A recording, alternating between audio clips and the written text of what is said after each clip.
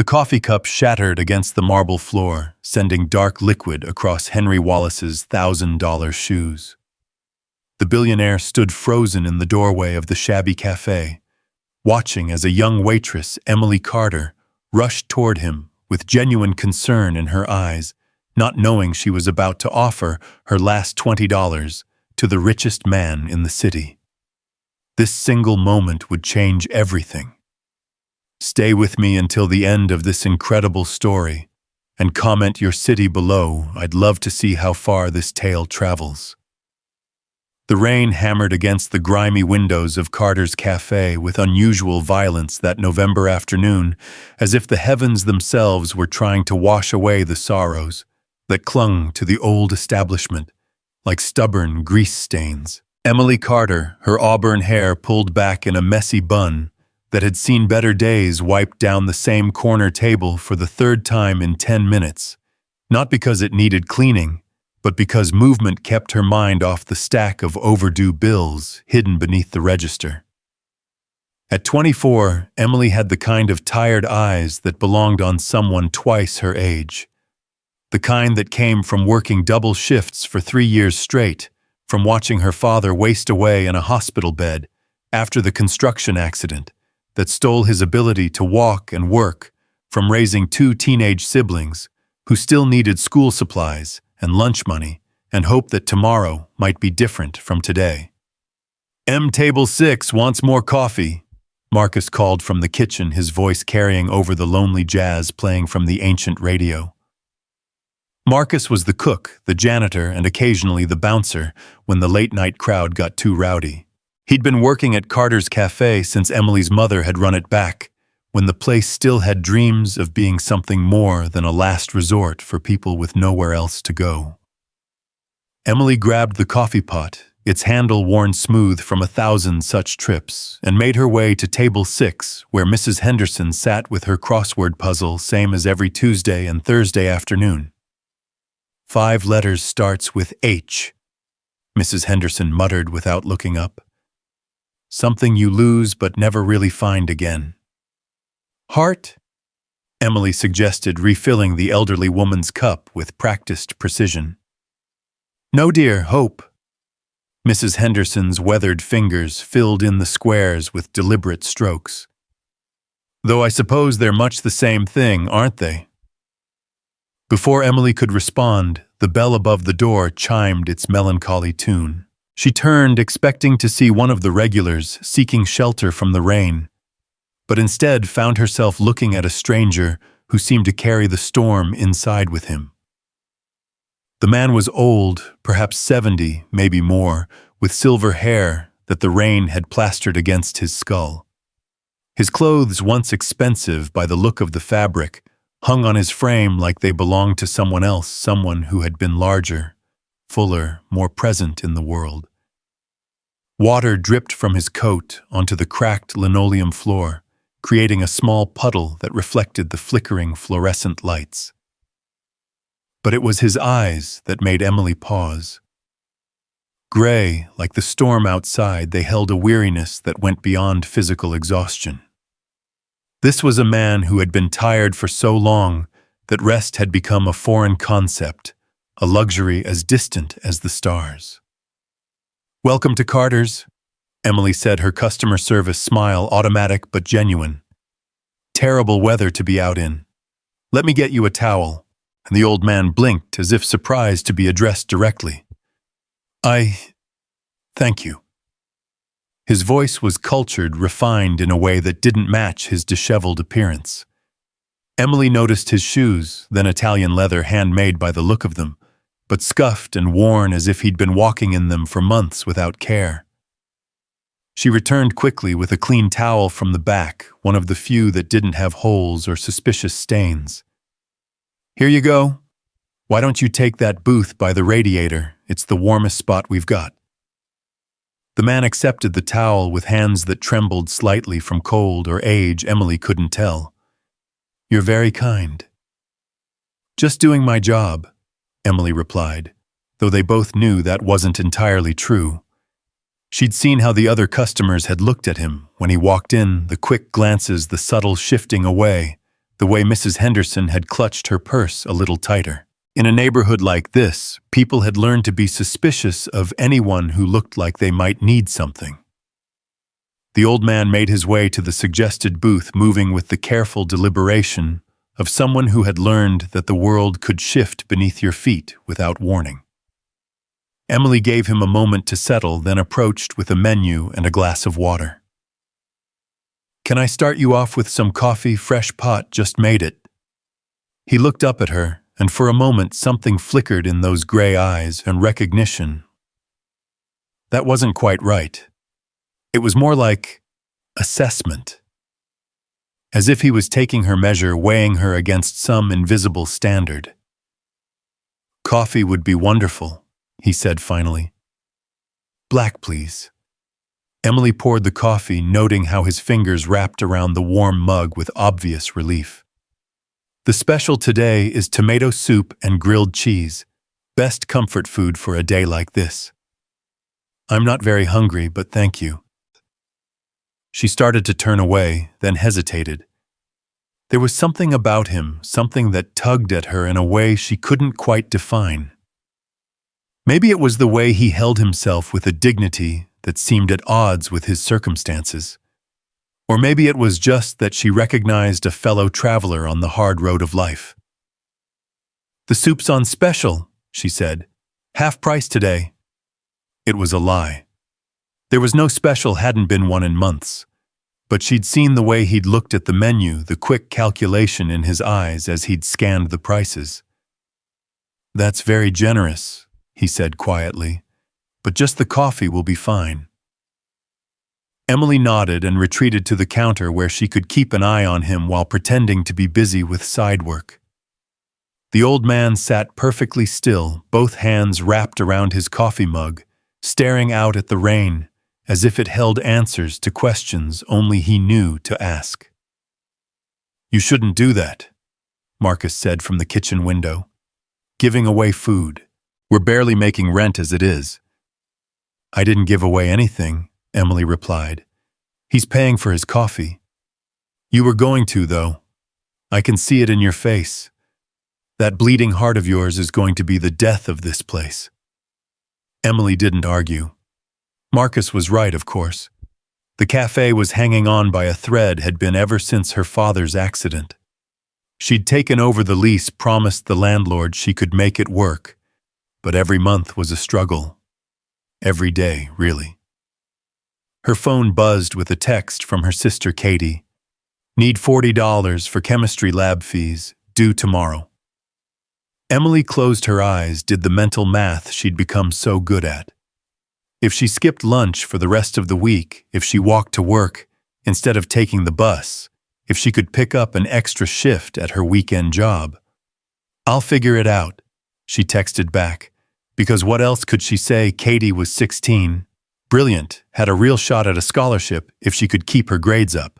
Emily wasn't about to let money be the reason her sister's dreams died. Her younger brother Jake had texted too. "Coach says I made varsity, need new cleats though. Mine have holes." Varsity soccer. Jake was 14, all gangly limbs and endless energy. Soccer kept him off the streets, gave him something to work toward. She'd find the money for cleats somehow. She always did. The old man had been sitting there for nearly an hour now, his coffee long cold. Emily refilled it without being asked, waving away his attempt to protest. "No charge for refills," she said. Another lie that came easily. They absolutely charged for refills, 50 cents each, but something about this man made her want to be kind. Maybe it was because kindness cost nothing, but meant everything, one of the few currencies she could afford to trade in. "You're very generous," he said again, and this time there was something else in his voice. Curiosity, perhaps. "Just trying to make a bad day a little better," Emily replied. "We all need that sometimes." "Yes," he agreed softly. "We do." The afternoon wore on. The rain continued its assault on the windows. Customers came and went, the usual mix of construction workers ending their shifts, elderly residents who had nowhere else to go, a few teenagers who ordered the cheapest thing on the menu and made it last for hours while they used the free Wi-Fi. Through it all, the old man remained in his booth, occasionally sipping his continuously refilled coffee, lost in thoughts that seemed to weigh him down more than the rain-soaked coat he'd hung on the hook beside him. It was nearly 5 o'clock when he finally stirred, reaching into his pocket with that same trembling hand. Emily watched from the counter as he pulled out a wallet, expensive leather, but worn and shapeless from years of use. He opened it, fumbled through its contents, his face growing increasingly distressed. She approached the table. "Everything okay?" "I seem to have... that is, I thought I had..." He looked up at her, embarrassment clear on his weathered features. "I apologize. I appears I don't have enough cash, and I don't suppose you take credit cards."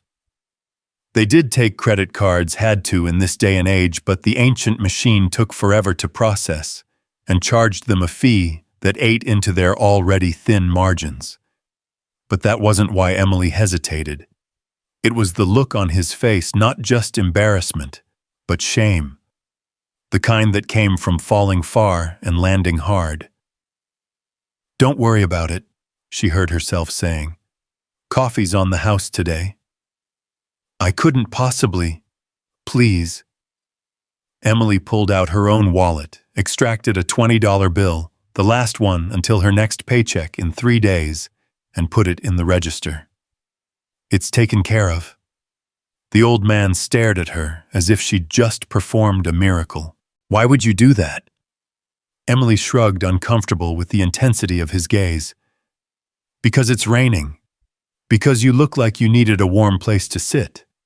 Because sometimes the world needs a little more kindness than it usually gets." "But you don't know me. I could be anyone. I could be..."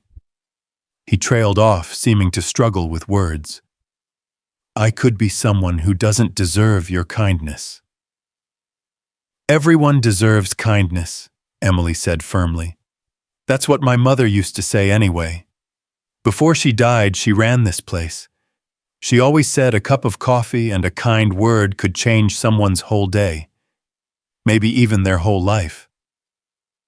The old man was quiet for a long moment, studying her with those gray eyes that seemed to see more than they should. "Your mother sounds like she was a wise woman." "She was." Emily smiled, the expression bittersweet. "She'd have liked you, I think. She always had a soft spot for people caught in the rain."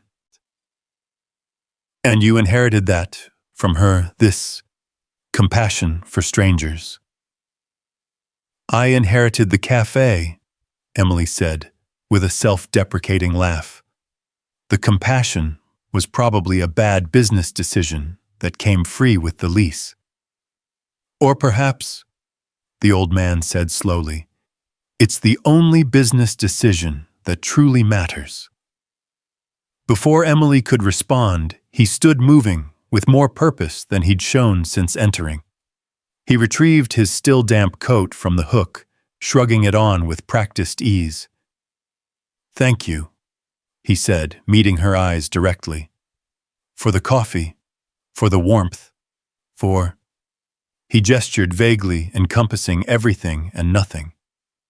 "For reminding me. Reminding you of what..." But he was already moving toward the door, pausing only to look back once. "That there's still good in the world, even when it's hardest to see." Then he was gone, swallowed by the rain and the growing darkness of evening. Emily stood there for a moment, staring at the door, wondering why she felt like something significant had just happened, even though she couldn't say what. $20, Marcus said from behind her, making her jump. "You gave that old man $20. "I paid for his coffee." "With your last $20. I saw your wallet, Em. That was all you had." Emily turned to face him, chin raised defiantly. So, you've got 2 kids at home who need things. You've got bills to pay. You've got your father's medical expenses, and you're giving money to random strangers. He needed it more than I did." Marcus shook his head, but there was affection in his exasperation. "You're just like your mother. You know that she'd have done the same thing. Probably would have thrown in a free sandwich, too." "Yeah, well, I'm not that generous," Emily said, though they both knew that wasn't true. If the old man had stayed longer, she probably would have found a way to feed him, even if it meant going hungry herself. The rest of the evening passed in its usual rhythm. The dinner crowd, such as it was, came and went. Emily served coffee and comfort food to people who had their own struggles, their own stories of hardship and hope. She listened to their troubles when they needed to talk, offered silence when they needed to think, provided that small oasis of warmth and acceptance that her mother had believed every neighborhood needed. It was nearly closing time when her phone rang. The hospital. Her heart clenched as it always did when she saw that number. "Miss Carter, this is Dr. Reynolds. I'm calling about your father. Is he okay?" The words came out rushed, panicked. "He's fine, but we need to discuss his ongoing treatment. The insurance company has denied coverage for the new physical therapy program we recommended. Without it, I'm afraid his condition is likely to deteriorate." Emily sank into the nearest chair, suddenly exhausted beyond measure. "How much?" "The program runs $12,000 for 6 months. I know it's a lot, but I'll figure it out," Emily said, because what else could she say? "I always do." After she hung up, she sat in the empty cafe surrounded by the ghosts of the day's customers and the weight of responsibilities that seemed to grow heavier with each passing hour. $12,000. Might as well be 12 million. Her phone buzzed with another text from Katie. "Thanks for the lab fee money, Em. You're the best." Then Jake. "Love you, sis. Thanks for always taking care of us." Emily smiled through the tears that threatened to fall. This was why she did it. This was why she worked herself to exhaustion. Why she gave away her last $20 to a stranger. Why she kept her mother's cafe running even when it would be easier to walk away. Because love wasn't measured in dollars and cents. It was measured in sacrifice, in showing up and being the person others could count on when the world felt too heavy to bear alone. She was about to lock up when she noticed something on the table where the old man had been sitting. A handkerchief, expensive linen, with initials embroidered in gold thread, HW. Emily picked it up, running her fingers over the fine fabric. She'd keep it behind the counter in case he came back, though something told her he wouldn't. There had been something final about his departure, like a man who had found what he was looking for and could finally stop searching. Outside, the rain had finally stopped, leaving the streets washed clean and gleaming under the streetlights. Emily locked the cafe door, pulled her thin jacket tighter against the cold, and began the long walk home. She'd saved the bus fare. Put it toward Jake's cleats or Katie's lab fees or her father's therapy or any of the 1,000 other things that needed attention. As she walked, she thought about the old man with the gray eyes and the expensive shoes. Who was he? What had brought him to her cafe on this particular day? And why did she feel like their brief encounter meant something more than just a cup of coffee shared between strangers? The universe, her mother used to say, has a way of putting people in our path exactly when we need them most. Sometimes we're the ones who need help, and sometimes we're the ones meant to give it. The trick is recognizing which role we're meant to play. Emily had played her role today, had given what little she had to someone who seemed to need it. Tomorrow, she'd wake up and do it all again, serve coffee, smile at strangers, hold her family together with determination and love and the stubborn refusal to let circumstances defeat her. She didn't know, that 3 miles away, in a penthouse apartment that overlooked the city, Henry Wallace was standing at his window looking out at the lights below and thinking about a young woman who had shown him kindness without knowing who he was or what he could offer in return. Henry Wallace, whose name appeared regularly in Forbes and the Wall Street Journal. Henry Wallace, who had built an empire worth billions.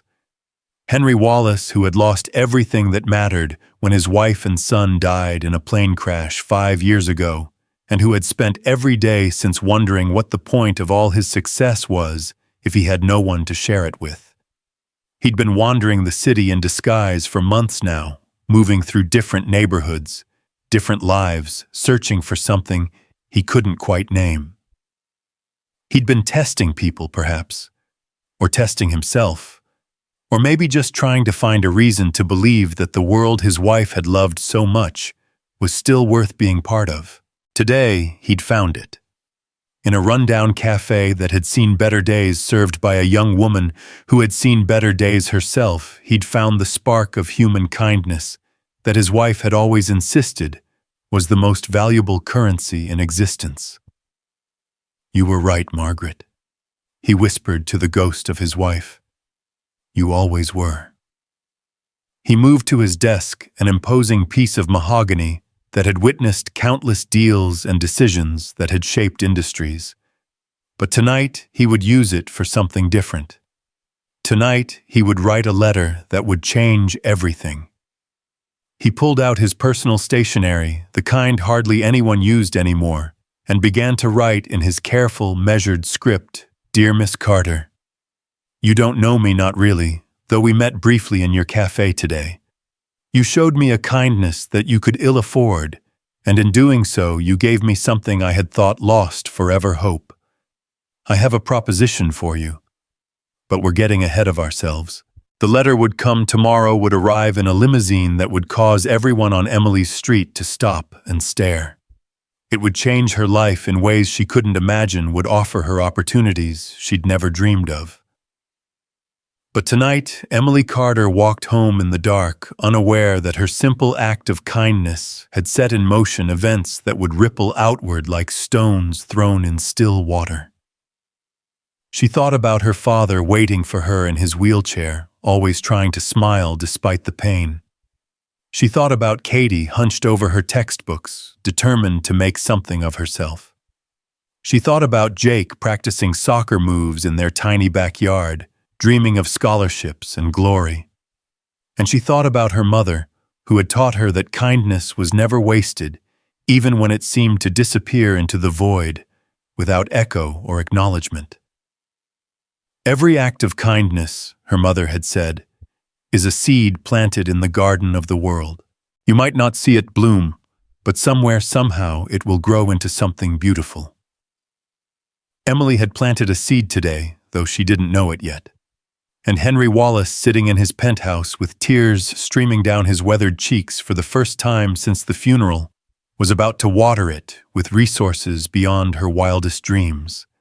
But that's tomorrow's story.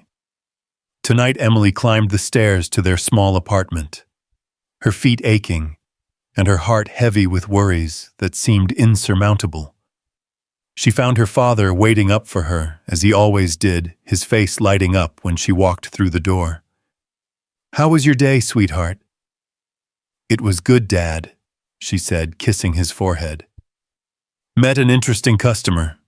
Older gentleman caught in the rain." "You gave him free coffee, didn't you?" her father said, knowing his daughter too well. "Maybe." He reached up and squeezed her hand with the one that still had full function. "Your mother would be proud. I'm proud." "Proud doesn't pay the bills, Dad." "No," he agreed. "But it lets you sleep at night. And that's worth something, isn't it?" Emily thought about the old man's eyes, the way they'd looked when she'd paid for his coffee. The surprise, the gratitude, the something else she couldn't quite name, but that had seemed important. "Yeah," she said softly. "It's worth something." In the kitchen, Katie was making dinner spaghetti again, because it was cheap and filling. Jake was at the table struggling with algebra homework. This was her world, small and difficult and full of love. This was what she was fighting for, working for, sacrificing for. Katie called from the kitchen. That man from the bank called again. About the loan. The loan. Right. She'd applied for a business loan to keep the cafe afloat, had been turned down twice already. The third rejection was probably waiting in her voicemail, another door closing in a hallway that seemed to have nothing but dead ends.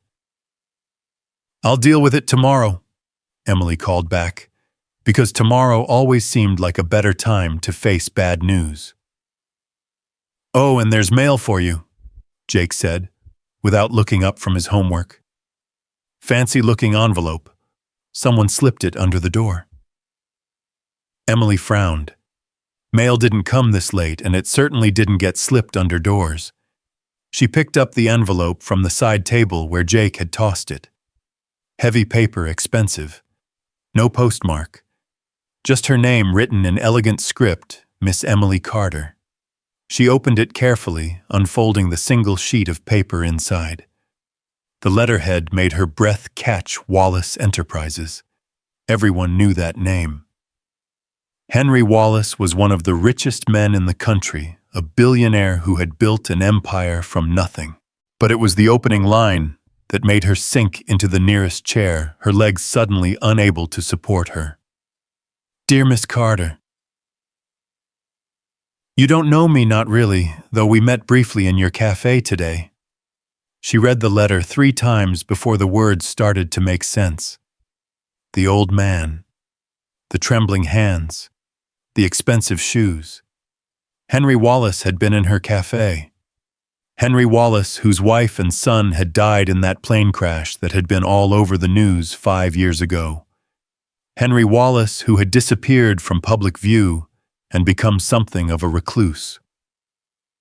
The letter was short, direct, but somehow warm. You showed me kindness without knowing who I was or what I could offer in return. In my experience, such genuine compassion is rarer than diamonds and worth far more. I would like to return your kindness if you'll allow me. Tomorrow a car will arrive at your cafe at 10 a.m.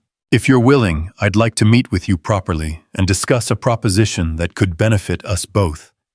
You are under no obligation to accept, but I hope you'll hear me out. Your small act of kindness today reminded me of something my late wife used to say.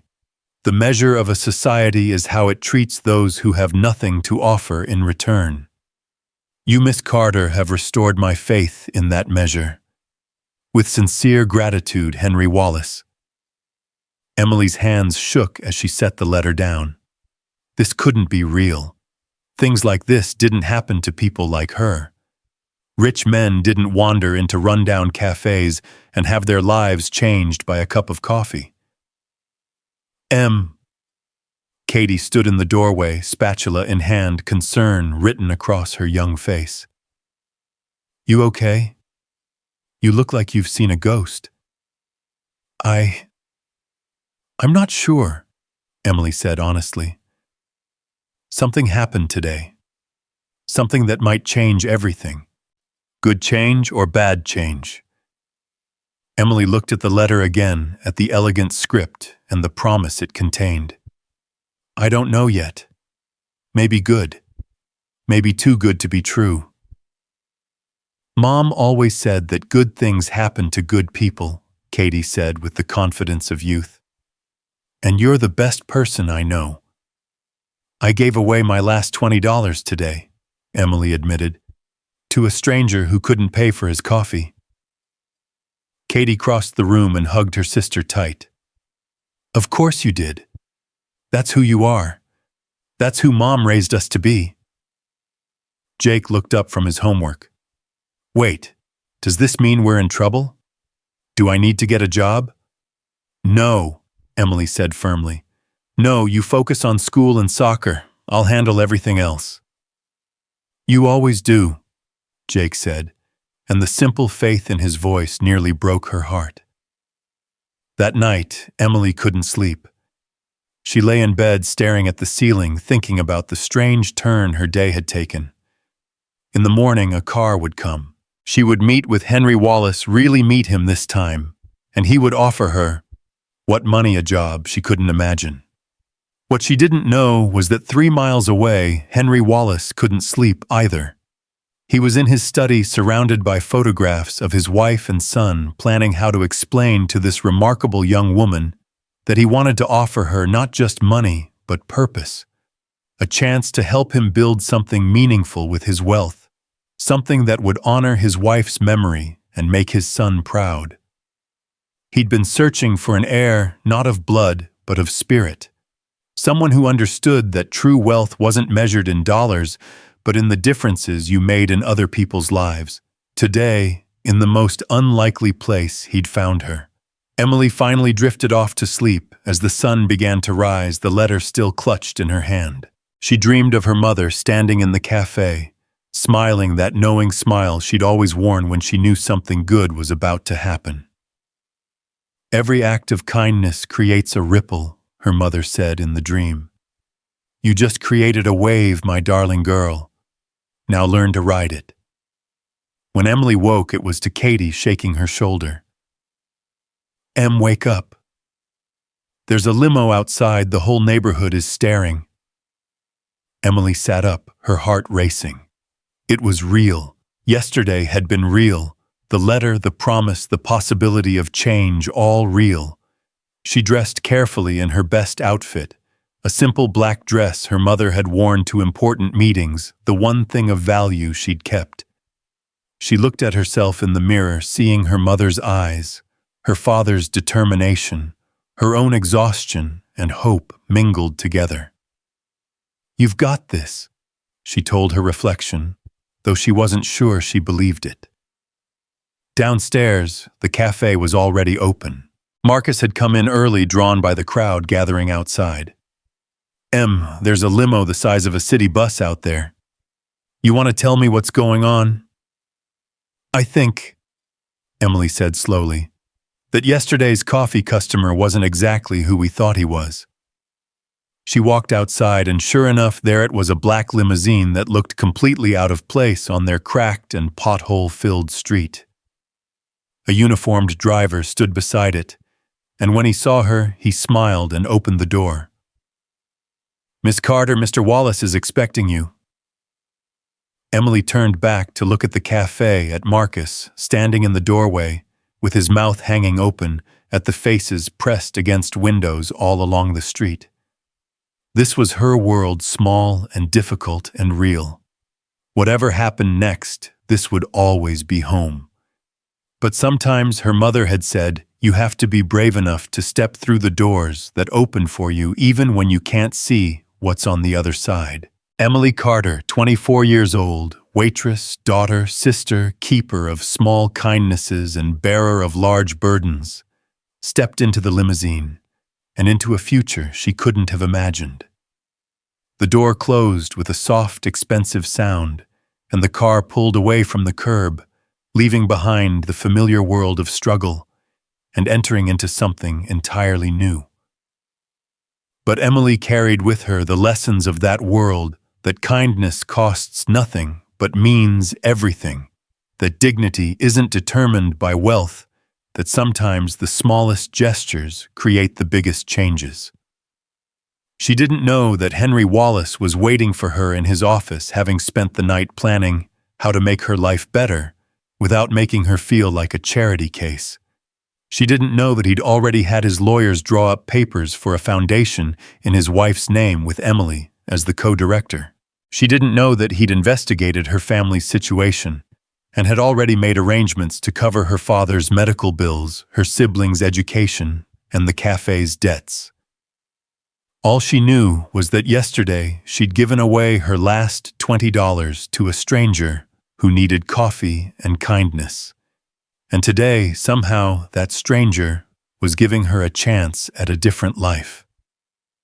The city passed by outside the tinted windows, familiar streets giving way to unfamiliar ones, climbing steadily toward the gleaming towers where different kinds of struggles played out. Emily thought about the old man's eyes, the sadness in them, the loneliness. Maybe she thought he needed her as much as she needed him. Maybe this wasn't about charity at all, but about two people who had lost things finding a way to build something new together. The limousine glided through the city streets like a ship through calm waters, so smooth that Emily barely felt the potholes and cracks that she knew were there. The driver, an older gentleman with kind eyes visible in the rearview mirror, had introduced himself as Thomas, and then fallen into a comfortable silence, allowing her to process the surreal nature of her situation. Emily pressed her palm against the soft leather seat, grounding herself in the physical reality of the moment. This was happening. She was really sitting in Henry Wallace's limousine heading toward a meeting that could change everything. Her phone buzzed with texts from Katie and Jake, both demanding details she didn't have to give. Marcus had simply sent a series of question marks that perfectly captured her own state of mind. The city transformed as they drove the struggling neighborhoods, giving way to tree-lined streets, where houses sat behind manicured lawns like jewels in settings of green velvet.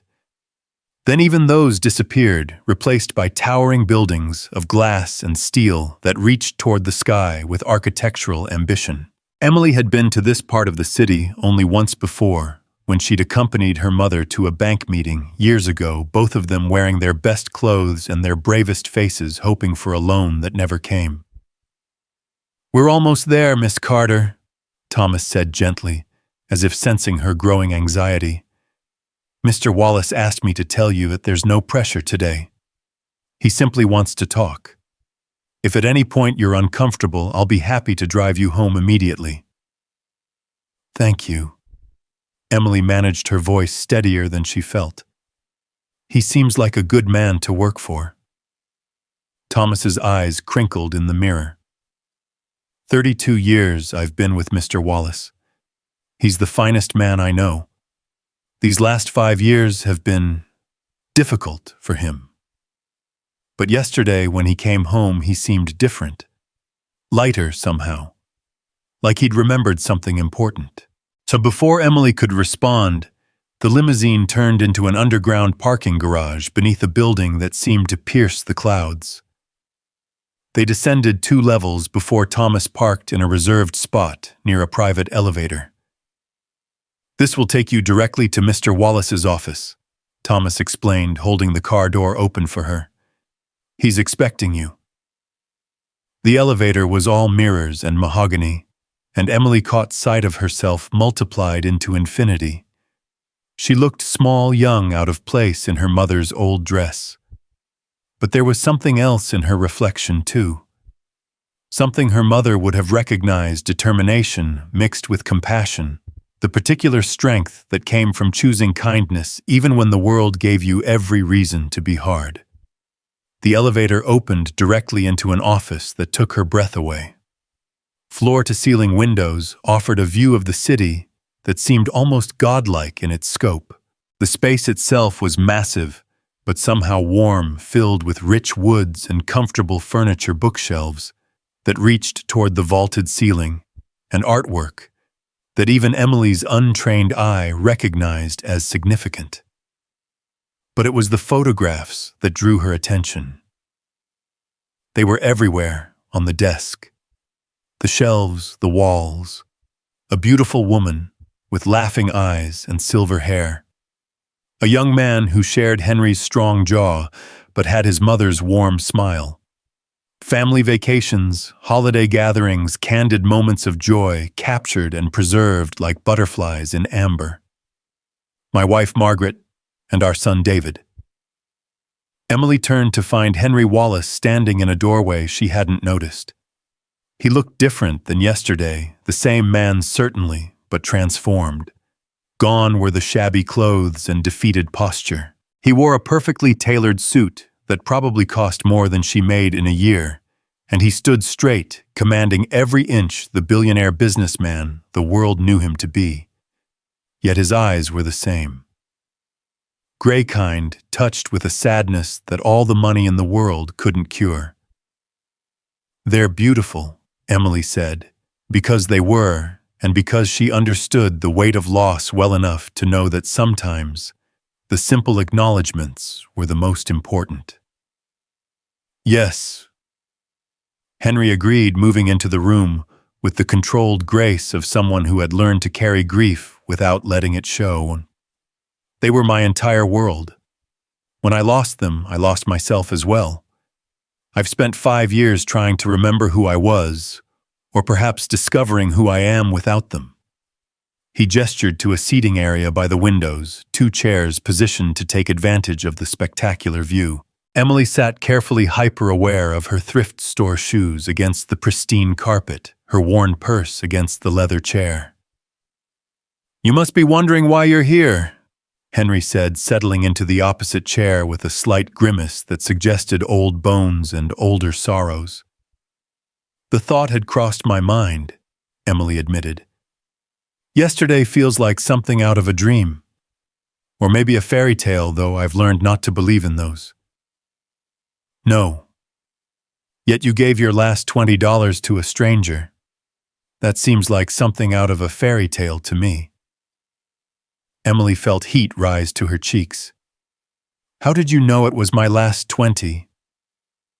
"Because I've made it my business to know," Henry said simply. "After I left your cafe yesterday, I had my people do some research. I know about your father's accident, your siblings' needs, the crushing weight of debt you carry. I know you work 3 jobs and still barely make ends meet. I know the cafe is 3 months behind on rent, and that you've been paying it out of your personal savings, such as they are." Emily's first instinct was anger at the invasion of privacy, but it faded quickly. He was right to investigate. A man in his position couldn't afford to trust blindly. "Then you know I can't afford to give away money," she said. "But you also know I did it anyway. I'm not sure if that makes me kind or just stupid." "It makes you exactly the person I've been searching for," Henry said, leaning forward with an intensity that was almost uncomfortable. "Miss Carter, Emily, if I may, I need to tell you a story. Will you listen?" Emily nodded, settling back in her chair as Henry began to speak. "I grew up with nothing," he said, his voice taking on a distant quality, as if he was seeing past the expensive office to some harder, hungrier time. "My father died when I was 7, leaving my mother with 3 children and no money. We lived in a tenement, not unlike the neighborhood where your cafe sits now. I know what it's like to go to bed hungry, to wear shoes with holes, to watch your mother cry over bills she can't pay." He stood moving to the window, his reflection ghost-like in the glass. "I swore I would never be poor again. I worked, I studied, I sacrificed everything for success. And I achieved it. By 30, I had my first million. By 40, my first billion. I thought I had won, beaten the system that had tried to crush me." "But," Emily prompted gently when he fell silent, "but I had forgotten something crucial along the way. Margaret reminded me of it when we met. She was a social worker, did you know that? Spent her days helping families like the one I'd come from. She didn't care about my money. In fact, she made me work to convince her that I was more than just my bank account." He smiled at the memory, the expression transforming his face. "She taught me that wealth without purpose is just hoarding, that success without service is hollow. Together we built not just a business empire, but a philanthropic one. We funded schools, hospitals, community centers. We tried to lift others as we had been lifted." "That's beautiful," Emily said, meaning it. "It was," Henry agreed. "And then 5 years ago, they were gone. Margaret and David were flying to visit one of our projects in South America. The plane—" He stopped, composed himself, continued. "The plane never made it. Mechanical failure, they said. An act of God, as if God needed my wife and son more than I did." Emily wanted to offer comfort, but knew from experience that sometimes silence was the kindest response to grief. I shut down, Henry continued. Withdrew from everything. The business runs itself, more or less. The charitable foundations continued on autopilot. But I stopped caring, stopped participating, stopped believing that any of it mattered. If I could have all the money in the world and still lose everything that mattered, what was the point? He turned from the window to face her directly. For 5 years, I've been sleepwalking through life. And then 6 months ago, I found Margaret's journal. Her last entry, written the night before the flight, was about kindness. About how she'd seen a homeless man share his only sandwich with a stray dog, and how that simple act had reminded her that human goodness persists even in the darkest corners. Henry returned to his chair, his movements those of a man carrying invisible weight. She wrote that she wanted to find a way to reward such kindness, to create something that would seek out those who give without thought of receiving. She wanted to prove that goodness is not weakness, but the greatest strength humans possess. So you've been looking, Emily said, understanding beginning to dawn. Walking the city, testing people. Testing myself, perhaps, Henry admitted, trying to see if I could still recognize the kind of goodness Margaret saw so easily. I've been to hundreds of places, met thousands of people. Most are kind enough when they think there's something in it for them. But genuine kindness, the kind that costs something, the kind that expects nothing. That's as rare as Margaret always said it was. I just gave you coffee, Emily protested. It wasn't some grand gesture. Wasn't it? Henry challenged. You gave me your last $20. You treated me with dignity when others looked at me with suspicion or disgust. You talked to me like I was a person worth talking to, not a problem to be solved or avoided. Do you know how long it's been since someone showed me kindness without knowing who I was? Emily thought about that, about how money might insulate you from some problems but create others. I imagine it's lonely, she said carefully. Never knowing if people like you or just what you can do for them. Exactly. Henry's eyes brightened with something that might have been hope. Which brings me to why you're here. Emily, I want to offer you something, but I need you to understand it's not charity. It's a partnership. He stood and walked to his desk, returning with a folder thick with documents. I've had my lawyers working all night. What I'm proposing is this: I want to establish the Margaret Wallace Foundation for Human Kindness. It will seek out and reward acts of genuine compassion, provide support for those who help others despite their own struggles, and create a network of kindness that my wife would have loved. Emily opened the folder, her eyes widening at the numbers she saw. Mr. Wallace, this is hundreds of millions of dollars. To start, Henry said simply. But here's the crucial part: I can't run it. I'm too removed from real struggle, too insulated by wealth to recognize genuine need. I need someone who understands what it's like to choose between paying rent and buying medicine. Someone who knows that kindness often comes at a personal cost. Someone like you. You want me to run a foundation? I serve coffee for a living. I barely graduated high school. I don't know anything about... You know about people, Henry interrupted.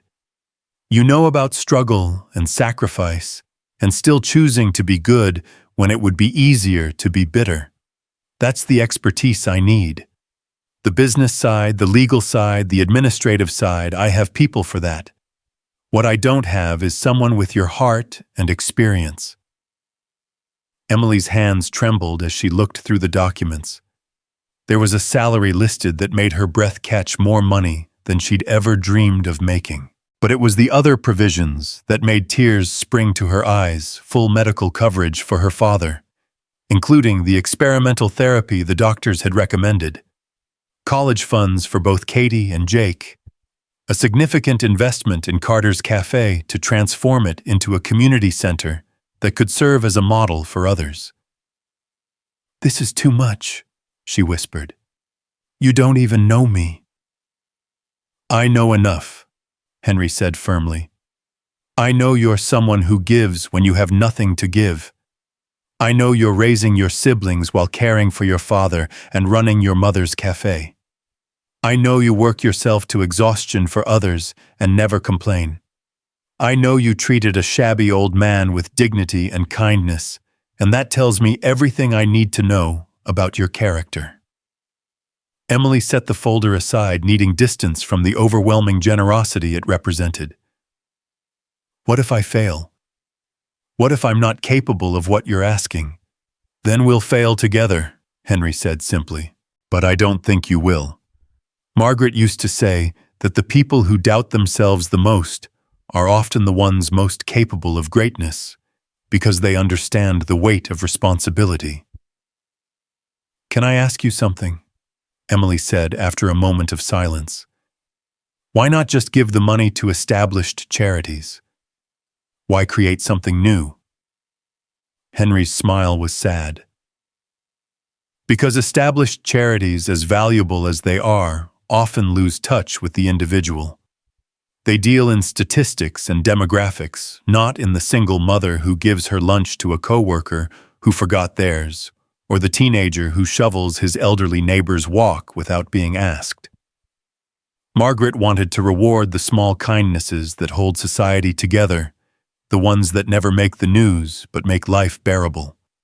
He pulled out another photograph, this one showing Margaret surrounded by children at what looked like a community center. She believed that if we could make kindness profitable not in a crass way, but by ensuring that kind people didn't suffer for their kindness, we could change the world.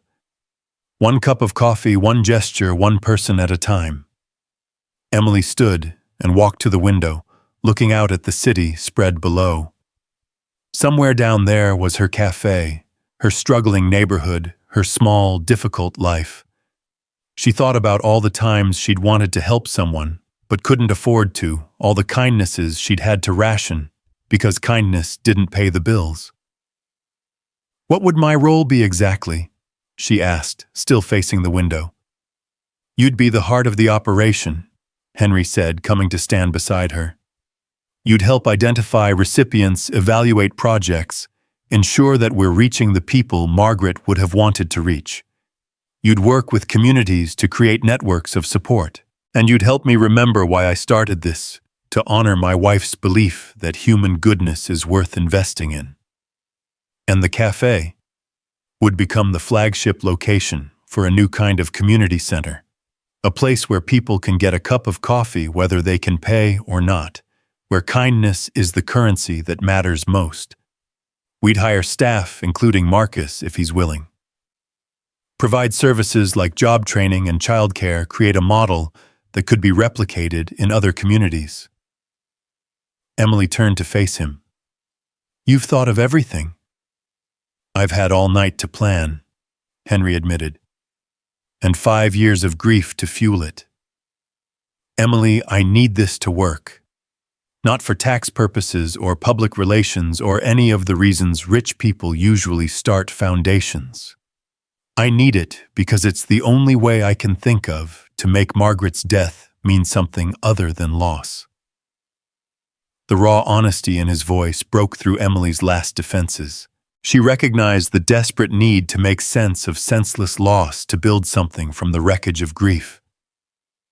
"All right," she said quietly. "I'll do it. But I have conditions." Henry's eyebrows rose. "Conditions?" "First, I want to keep working at the cafe at least part-time. I need to stay connected to the community, to the people we're trying to help. It's too easy to lose touch when you're sitting in an office like this." "Agreed. Second, my family needs to be taken care of before I can focus on this. My father's treatment, my siblings' education, those have to be guaranteed regardless of how well I perform." "Already arranged. The papers are separate from the foundation work. Your family's needs will be met no matter what." Third, Emily took a breath. "I want Marcus to be part of this. He's been with the cafe since my mother's time. He deserves to benefit from its transformation. I would insist on it, Henry said with a smile. Anyone who inspired such loyalty must be valuable. And finally, Emily said, meeting his eyes directly, I need you to be part of this. Really part of it. Not just funding it, but participating. Come to the cafe, meet the people, remember what it's like to be human among humans. Deal. Henry extended his hand, and Emily saw it wasn't trembling anymore. Deal. They shook hands, and Emily felt the weight of the moment settle on her shoulders. Not crushing, but substantial. Real. There's one more thing, Henry said, returning to his desk and pulling out a small box. This was Margaret's. She wore it every day, said it reminded her of what mattered. Emily opened the box to find a simple silver necklace with a small pendant, 2 hands holding a heart. I can't accept this. It's not worth much monetarily, Henry said. Margaret bought it from a street vendor on our honeymoon, but she'd want someone who understands its value to have it. Please. Emily lifted the necklace, feeling the weight of trust it represented. I'll take good care of it. I know you will, Henry said softly. Just as you'll take good care of this foundation and the people it serves. They spent the next 3 hours going through details, plans, dreams that seemed impossibly large from where Emily sat. Henry's vision, fueled by Margaret's philosophy and his own vast resources, was breathtaking in scope. Not just random acts of kindness rewarded, but entire communities transformed by investment in the people who held them together. The teachers who bought supplies with their own money, the nurses who stayed past their shifts, the neighbors who looked out for each other. We'll start small, Henry explained, showing her projected budgets that didn't look small at all. Your cafe and neighborhood first. Prove the model works, then expand. Within 5 years, I want Margaret Wallace centers in every major city, places where kindness is cultivated and rewarded. It sounds like a dream, Emily said, overwhelmed by the scope of it. Dreams are just plans waiting for someone brave enough to pursue them, Henry replied. Margaret taught me that. A knock on the door interrupted them. Thomas entered with a tray of lunch elegant sandwiches and soup that probably cost more than Emily usually spent on groceries for a week. I took the liberty of calling the cafe, Thomas said to Emily. Mr. Marcus said to tell you that he's got everything covered and you should, and I quote, stop worrying and seize the damn day already. Emily laughed, the sound releasing some of the tension she'd been carrying. That sounds like Marcus. As they ate, Henry told her more about Margaret, about David, about the life they'd built together. Emily found herself sharing 2 stories about her mother, about keeping the cafe running, about the small victories and large defeats that made up her daily existence. Your mother would be proud, Henry said, when she finished describing the night her mother had died, passing the cafe's keys to Emily, with hands that had grown too weak to hold them. She raised a remarkable daughter. She raised someone who tries, Emily corrected. That's all any of us can do, isn't it? Try to be better than our circumstances. Most people don't even do that, Henry pointed out. Most people let circumstances define them, limit them, defeat them. You've refused to do that despite having every reason to give up. I've thought about it, Emily admitted.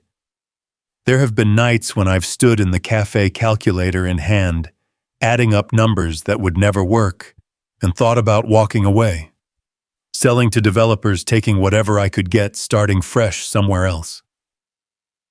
What stopped you? Emily thought about it. The same thing that made me give you that $20, I suppose. The stubborn belief that giving up would be betraying everything my mother taught me. That kindness and community matter more than profit margins. And now you'll have both, Henry said. The resources to be kind without sacrificing yourself in the process. It still doesn't feel real, Emily confessed. This morning I woke up worried about how to pay for my brother's soccer cleats. Now you're talking about millions of dollars and community centers and changing the world. Change always feels unreal at first, Henry said. I remember the day I made my first million. I sat in my car, not a limousine, then just a beat-up Honda, and cried because I couldn't quite believe I'd never have to choose between rent and food again.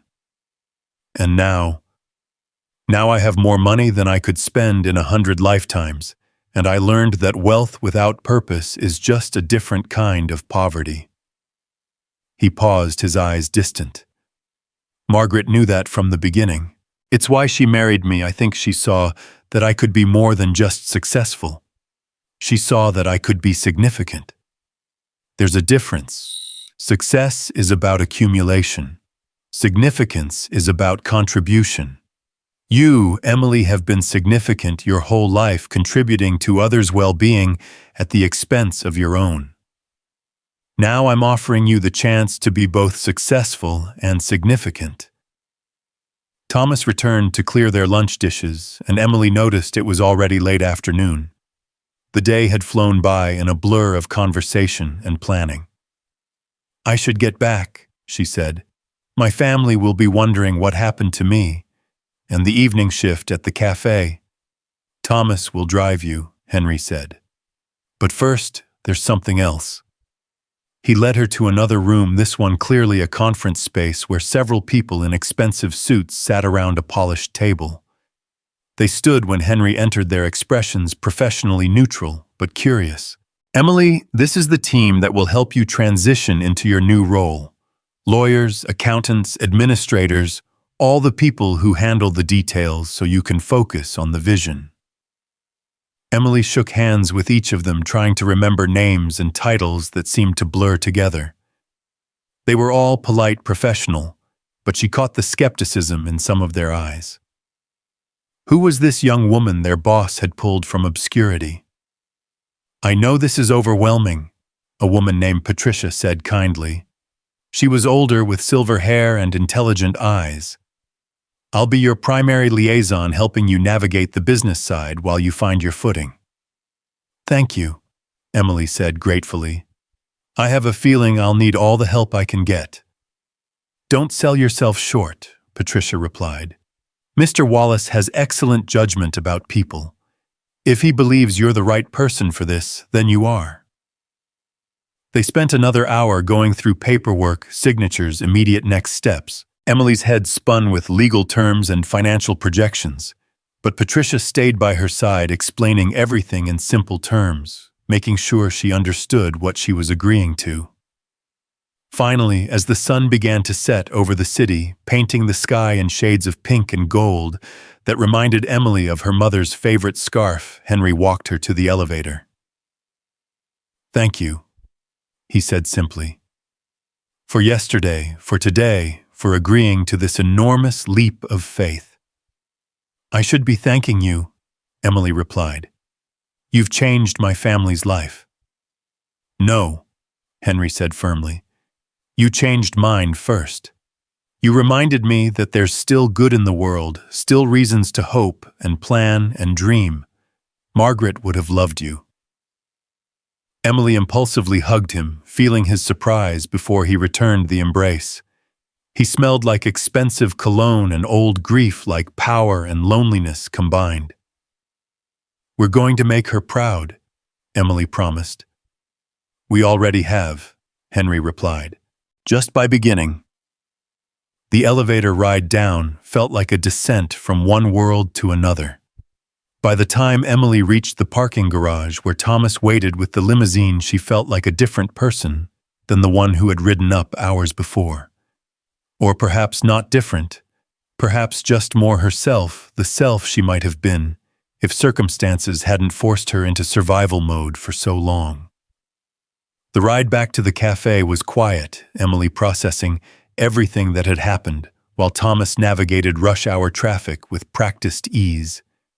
She clutched the folder of papers, contracts, bank information plans for the future, like a lifeline. When they pulled up outside Carter's cafe, a small crowd had gathered. Word had spread about the morning limousine, and everyone wanted to know what was happening. Emily saw faces she recognized, regular customers, neighbors, people who had been part of her life for years. "Take your time," Thomas said gently. "I'll wait here in case you need anything." Emily stepped out of the limousine to a bombardment of questions. Marcus stood in the cafe doorway, his arms crossed, but a smile playing at his lips. "Well," he called out, "you gonna tell us what's going on, or do we have to guess?" Emily looked at the assembled faces, worried, curious, hopeful, and made a decision. These were her people, her community. They deserved to know. "Everyone inside," she said. "Coffee's on me. I have something to tell you." They crowded into the cafe, filling every seat and standing along the walls. Emily stood behind the counter, the same spot where her mother had stood countless times, and began to speak. She told them about Henry Wallace, about his loss and his search for meaning. She told them about the foundation, about the plans for the cafe, about the changes that were coming. She watched their faces transform from skepticism to wonder to joy. "So this place is going to be some kind of charity center?" asked Mr. Rodriguez, who ran the bodega next door. "Not charity," Emily corrected. "Community. A place where kindness is recognized and rewarded, where people can get help without losing dignity, where we take care of each other the way neighborhoods used to." "And you're running this whole thing?" Mrs. Henderson asked, her crossword puzzle forgotten. "With a lot of help," Emily said. "And with all of you if you're willing. This only works if the community is involved." The questions came fast and fierce after that. Would people lose their jobs? No, they'd be hiring more staff. Would prices go up? No, they'd implement a pay-what-you-can model. Would the character of the place change only for the better? Emily hoped. "I don't believe it," someone said from the back. "Rich people don't just give money away like that." "What's the catch?" Emily thought about Henry's eyes, the grief and hope warring within them. "The catch is that we have to prove that kindness is worth investing in. That communities can heal themselves if given the resources. That people like us working, people struggling, people deserve support and dignity and the chance to help others."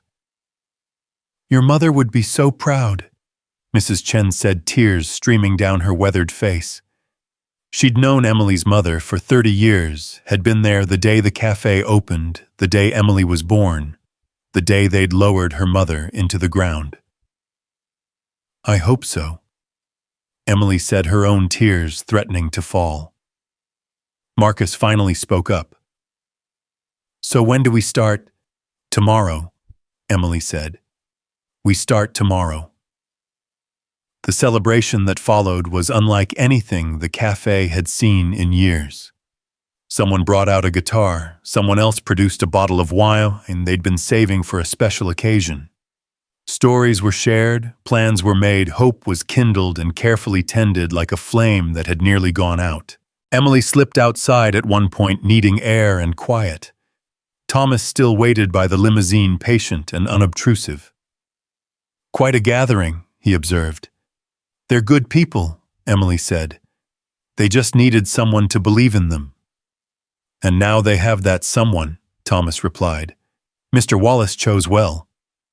"I hope so," Emily said, the weight of responsibility settling on her shoulders again. "I really hope so." Her phone buzzed with a text from Henry. "Watching the news. They're already reporting on the foundation. You did beautifully. Margaret would be so pleased."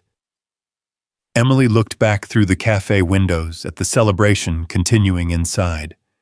Her community, her people, all daring to hope that tomorrow might be better than today. This morning she'd been a struggling waitress with $20 to her name. Tonight she was still a waitress, but one with the resources to change lives, including her own. She thought about her mother, about the lessons of kindness and dignity she'd instilled. She thought about Henry Wallace wandering the city in search of proof that humanity deserved his faith. She thought about Margaret Wallace, whom she'd never met, but whose vision would now shape her future. Most of all, she thought about tomorrow, and all the tomorrows after that, when the real work would begin. The celebration in the café continued long into the night, but Emily finally slipped away when she saw her siblings' worried faces pressed against the apartment window 3 stories above. She climbed the familiar stairs, each creaking step, a reminder of the life she was about to leave behind, or rather transform. Katie and Jake were waiting in the living room, their father already asleep in his chair, the pain medication making him drift off earlier each evening. Emily looked at them, these 2 young people she'd raised as much as siblings, and felt the full weight of what she needed to tell them. "Sit down," she said gently. "We need to talk." Jake, still in his soccer uniform from practice, bounced nervously on the couch. "Are we in trouble? Is it about money? I can quit soccer if—" "No one's quitting anything," Emily interrupted, sitting between them. "In fact, everything's about to change for the better." She told them everything, watching their faces shift from confusion to disbelief to a joy so pure it made her heart ache. Katie, always the practical one, immediately started asking about college options she'd never dared consider before. Jake wanted to know if this meant he could attend the soccer camp that all his teammates went to each summer. "It means," Emily said carefully, "that you can both dream as big as you want. But it also means we have responsibilities now. This isn't just about us getting lucky. It's about us helping others get the same chances we're being given." "Like Mom would have wanted," Katie said softly. "Exactly like Mom would have wanted." Their father woke, then disoriented and in pain. Emily gave him his medication, helped him to bed, and told him the news in quiet whispers. He cried, this strong man who'd built buildings with his bare hands, who'd never complained even when the pain was unbearable. "Your mother always said good things come to those who give," he whispered. "I just wish she was here to see it." "She is," Emily said, and in that moment she believed it.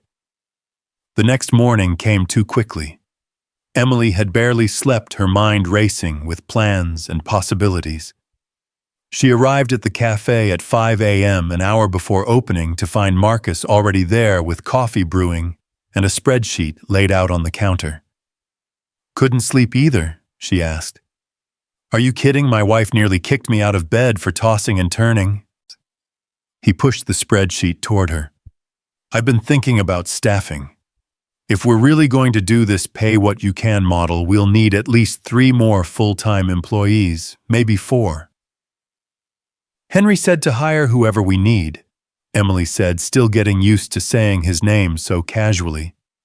"He wants this to work. And you trust him."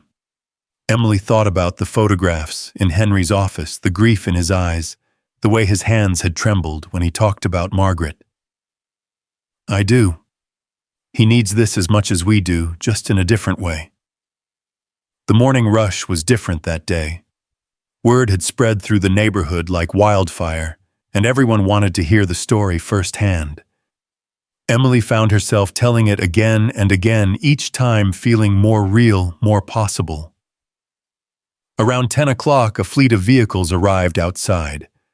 Not limousines this time, but practical vans and trucks bearing the logo of Wallace Enterprises. Patricia stepped out of the lead vehicle, looking impressively put together despite the early hour. "Good morning, Emily. Mr. Wallace thought we should get started immediately. These teams are here to assess what renovations are needed, what equipment should be upgraded, how we can best serve the community's needs." Emily watched in amazement as professionals swarmed the café with measuring tapes and tablets discussing load-bearing walls and commercial kitchen requirements. Marcus stood beside her, both of them feeling like strangers in their own space. "It's really happening," he murmured. "It really is." Patricia pulled Emily aside. "Mr. Wallace wanted me to give you this." She handed over a corporate credit card with Emily's name embossed on it. For immediate expenses. Don't look at the limit, you'll panic. Just use it for whatever the cafe or your family needs. Emily stared at the piece of plastic that represented more financial freedom than she'd ever imagined. I don't even know where to start. Start small, Patricia advised. Pay off the urgent bills. Get your father the care he needs. Make sure your siblings have what they need for school. The rest will follow. The construction supervisor, a burly man named Tony, approached them. Miss Carter, we'll need to close the cafe for renovations. Probably 2 weeks minimum. 2 weeks. Emily's heart sank. But our customers will be taken care of, Patricia interrupted. Mr. Wallace has arranged for a food truck to park outside serving free coffee and sandwiches to anyone who needs them. No one will go hungry because of the renovations. Emily felt tears prick her eyes. Henry had thought of everything, had understood that this community couldn't afford even a 2-week disruption in services. Her phone rang. Henry himself. How are things progressing? It's overwhelming, Emily admitted. But in a good way. Thank you for the food truck. That was thoughtful. It was necessary, Henry corrected. I've been poor, Emily. I know what it means when your usual lunch spot closes even temporarily. Can you come by the office this afternoon? There are some people I'd like you to meet. Emily looked around at the controlled chaos of the cafe, at Marcus directing contractors with his usual no-nonsense efficiency. I can be there by 2. Perfect. Thomas will pick you up. The morning flew by in a blur of decisions and plans. Emily found herself signing papers, approving designs, making choices that would have seemed impossible just days ago. Did they want the new commercial espresso machine in chrome or black? Should the community space have movable walls for flexibility? What kind of computers should they install for the job training center? Through it all, the neighborhood watched and participated. Mrs. Henderson suggested a quiet reading corner for seniors. Mr. Rodriguez offered to supply fresh produce for the expanded menu. The local high school principal stopped by to discuss partnering for after-school programs. This is what community looks like, Marcus said, watching a group of teenagers volunteer to help move furniture. Your mom always said the cafe was more than just a business. Now it really will be. Emily took a moment to step outside to breathe. The autumn air was crisp, carrying the smell of construction dust and coffee and hope. She saw Katie and Jake approaching, having rushed over after school to see the changes. This is insane, Jake said, eyes wide as he took in the construction crews. It's like one of those makeover shows, but real. Very real, Emily agreed. Want to help me pick out furniture for the youth area? There's going to be a youth area, Katie asked excitedly. With study spaces, computers, and tutoring services, Emily confirmed. We want kids to have a safe place to do homework, to dream, to become whatever they want to be. Like you did, Katie said softly. You're becoming something amazing, Em. I'm becoming myself, Emily corrected. Just with more resources. Thomas arrived promptly at 1:30, navigating through the construction vehicles with practiced ease. This time, Emily didn't feel quite as out of place in the limousine. She was learning that comfort could be adjusted to that luxury didn't have to mean losing yourself. The ride to Henry's office was becoming familiar already, the city transforming from struggling to thriving as they climbed toward the financial district. But this time Thomas took a different route, stopping at a medical building. She recognized the same one where her father received treatment. Mr. Wallace thought you might want to handle this personally, Thomas explained, handing her an envelope. Inside was a check made out to the hospital for the full amount of her father's medical debt, plus enough to cover the experimental treatment the doctors had recommended. Emily's hands shook as she held it. He said you could do it now or wait, Thomas continued. But he thought you might want the satisfaction of paying it yourself. Emily practically ran into the building, finding the billing office she'd visited so many times before, always to negotiate payment plans or beg for extensions. The same clerk who had watched her cry over bills she couldn't pay now stared in shock as Emily handed over the check. "In full," Emily said the words tasting like freedom. "Every penny plus the new treatment program." "But how?" the clerk stammered. "Kindness," Emily replied. "Someone was kind to me, and now I can be kind to others." She left the office feeling lighter than she had in years. The crushing weight of medical debt that had defined her existence for so long was simply gone. Just like that. When they arrived at Henry's building, Patricia was waiting in the lobby. "Good news travels fast," she said with a smile. "The hospital just called Mr. Wallace to thank him for the donation. Your father's treatment starts Monday." "How did he know exactly what was needed?" Emily asked as they rode the elevator up. "Mr. Wallace is very thorough," Patricia replied. "When he decides to help someone, he doesn't do it halfway." This time the elevator opened onto a different floor, one filled with conference rooms and meeting spaces. Emily could hear voices, many voices engaged in animated discussion. Patricia led her to the largest room where at least 30 people sat around an enormous table. Henry stood when she entered, and everyone else followed suit. Emily felt the weight of their attention, their assessment, their curiosity about the young woman their employer had chosen for this massive undertaking. "Everyone, this is Emily Carter," Henry announced. "Emily, these are the regional directors of our various charitable initiatives, the people who will help implement the Margaret Wallace Foundation across the country." Emily shook hands, trying to remember names and faces, feeling impossibly young and underprepared. These were people with advanced degrees, decades of experience, impressive resumes, and she was a waitress who had barely finished high school. "I know what you're thinking," Henry said quietly beside her. "But remember, they know how to run organizations. You know how to recognize need and respond with compassion. Which do you think is harder to learn?" The meeting that followed was intense. Each director presented their region's needs, their ideas for implementing the foundation's mission. Emily listened, asked questions that seemed naive to her, but that Henry nodded approvingly at. "How do we identify people who are truly kind versus those who are just performing kindness?" she asked at one point. "That's the key question, isn't it?"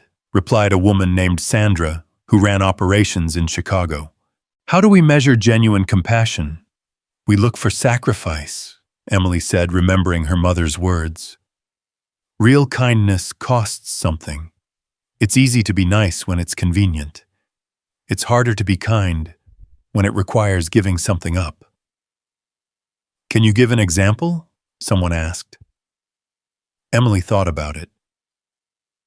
"There's a woman in my neighborhood, Mrs. Chen. She babysits for free for single mothers who can't afford childcare. She could charge for it, she needs the money, but she doesn't because she knows those mothers need it more. That's the kind of kindness we should be rewarding." "But how do we find these people?" another director asked. "We can't just wander the streets hoping to spot acts of kindness."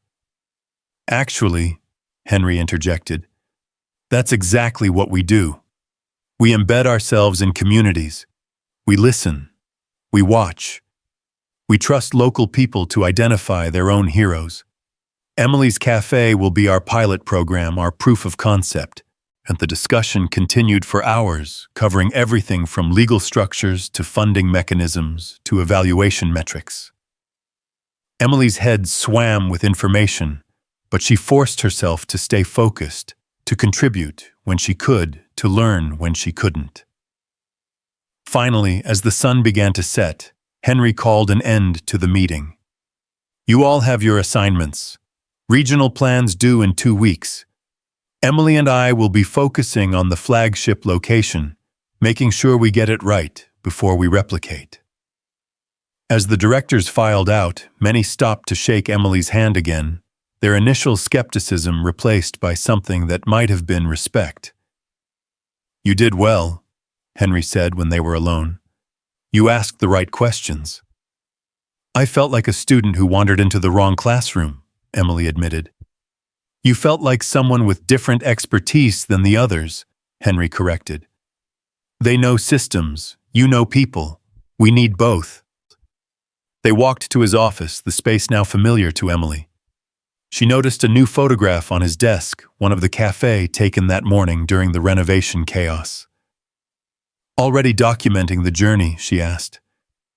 "Margaret always said that beginnings are sacred," Henry replied. "They deserve to be remembered." He handed her a leather journal beautifully crafted and embossed with her initials. "For you, to document your own journey. The decisions you make, the people you meet, the lessons you learn. Someday, someone will need to understand how we built this." Emily ran her fingers over the soft leather. "I'm not much of a writer." "You're a storyteller," Henry disagreed. "I heard you in that meeting telling stories about your community. That's what will make this foundation different. It will be built on stories, not statistics." Thomas drove Emily home as darkness fell over the city. She clutched the journal, the credit card, the weight of responsibility and opportunity. When they arrived at the cafe, she was surprised to see it still buzzing with activity. Work lights had been set up and contractors were working into the evening. Marcus met her at the door. "They're working in shifts to get it done faster. Tony says they might be able to finish in 10 days instead of 2 weeks. "That's amazing." "That's money," Marcus said pragmatically. "When you can pay for the best and pay them overtime, things happen fast." Emily looked around at the transformation already taking place. Walls had been opened up, creating more space and light. The old cracked floor was being replaced with something that looked both practical and beautiful. The kitchen was being expanded to commercial grade. "It doesn't look like our place anymore," she said, feeling an unexpected pang of loss. "No," Marcus agreed. "It looks like what your mother always dreamed it could be." That night, Emily sat in her apartment, the sounds of construction drifting up from below. Her father was asleep, finally pain-free, thanks to better medication. Katie was at her desk, researching colleges she could now actually afford to attend. Jake was on the phone with his coach, excitedly discussing the soccer camp. Emily opened the journal Henry had given her and began to write, "Day 1 or is it day 2? Everything has changed, and yet everything that matters remains the same. We are still a family struggling to stay afloat. Still a community that takes care of its own, still believers in kindness, even when the world gives us reasons to be cynical. The only difference is that now we have the resources to make that kindness tangible, sustainable, transformative." Henry Wallace asked me today how we identify genuine kindness. I gave him an answer about sacrifice, but the truth is more complex. Real kindness is quiet. It doesn't announce itself or demand recognition. It happens in the spaces between spotlight moments, in the extra sandwich made just in case someone's hungry, in the homework help offered, without being asked, in the snow shoveled from a neighbor's walk before dawn. My mother used to say that kindness was like water. It finds the cracks, the low places, the spots where it's needed most.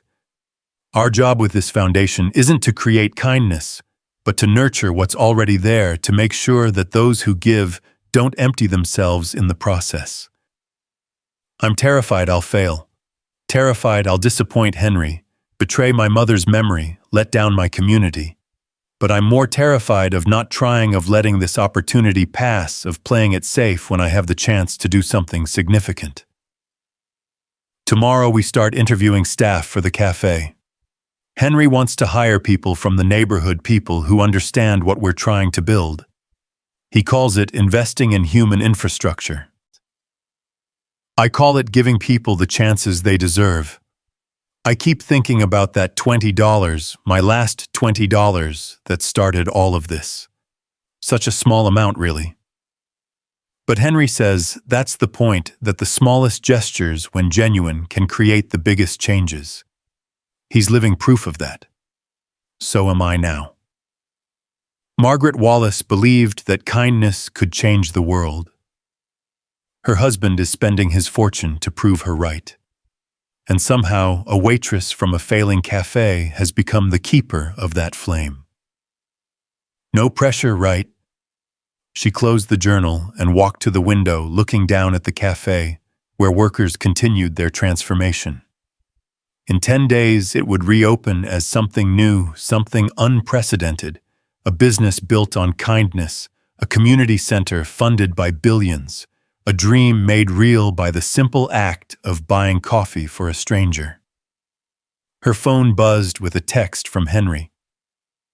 Thank you again for today, for your insights, your questions, your willingness to leap into the unknown. Margaret would have loved you. I think she would have said you were exactly what we were looking for, even if we didn't know it until we found you. Emily typed back. Thank you for believing that a cup of coffee could be the beginning of something bigger. It always is, Henry replied. Every revolution starts with something small. Ours started with $20 and an act of kindness. Let's see where it goes from here. The next morning brought a line of people to the cafe despite the construction. Word had spread that they were hiring, and it seemed like half the neighborhood had shown up. Emily and Marcus set up a makeshift interview space in the building next door, borrowed from Mr. Rodriguez, who was happy to help. What are we looking for? Marcus asked as they reviewed applications. People who understand what we're trying to build, Emily replied. Not just workers, but believers. The interviews were revealing. Some people just wanted a job, any job, and Emily couldn't blame them for that. But others understood the vision, had ideas about how to make it work, brought their own stories of kindness given and received. There was Jasmine, a single mother who had been teaching free cooking classes in her apartment for teenagers aging out of foster care. There was Robert, a veteran who ran an informal support group for other vets struggling with reintegration. There was Maria, who had been translating for free at the local clinic for Spanish-speaking patients who couldn't afford official translators. These people are already doing the work, Marcus observed. They just haven't been paid for it. Exactly, Emily said. That's what this foundation is about, making sure that kindness doesn't require personal sacrifice. By the end of the day, they had hired 6 new full-time employees and identified a dozen volunteers who wanted to be part of the transformation. Each person brought their own expertise, their own connections to the community, their own vision for what the cafe could become. Patricia arrived in the late afternoon with contracts and paperwork.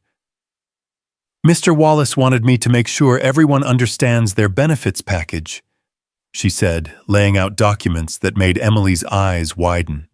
Full health insurance, retirement contributions, paid vacation, sick leave, educational opportunities, benefits that were standard in corporate America, but almost mythical in the service industry.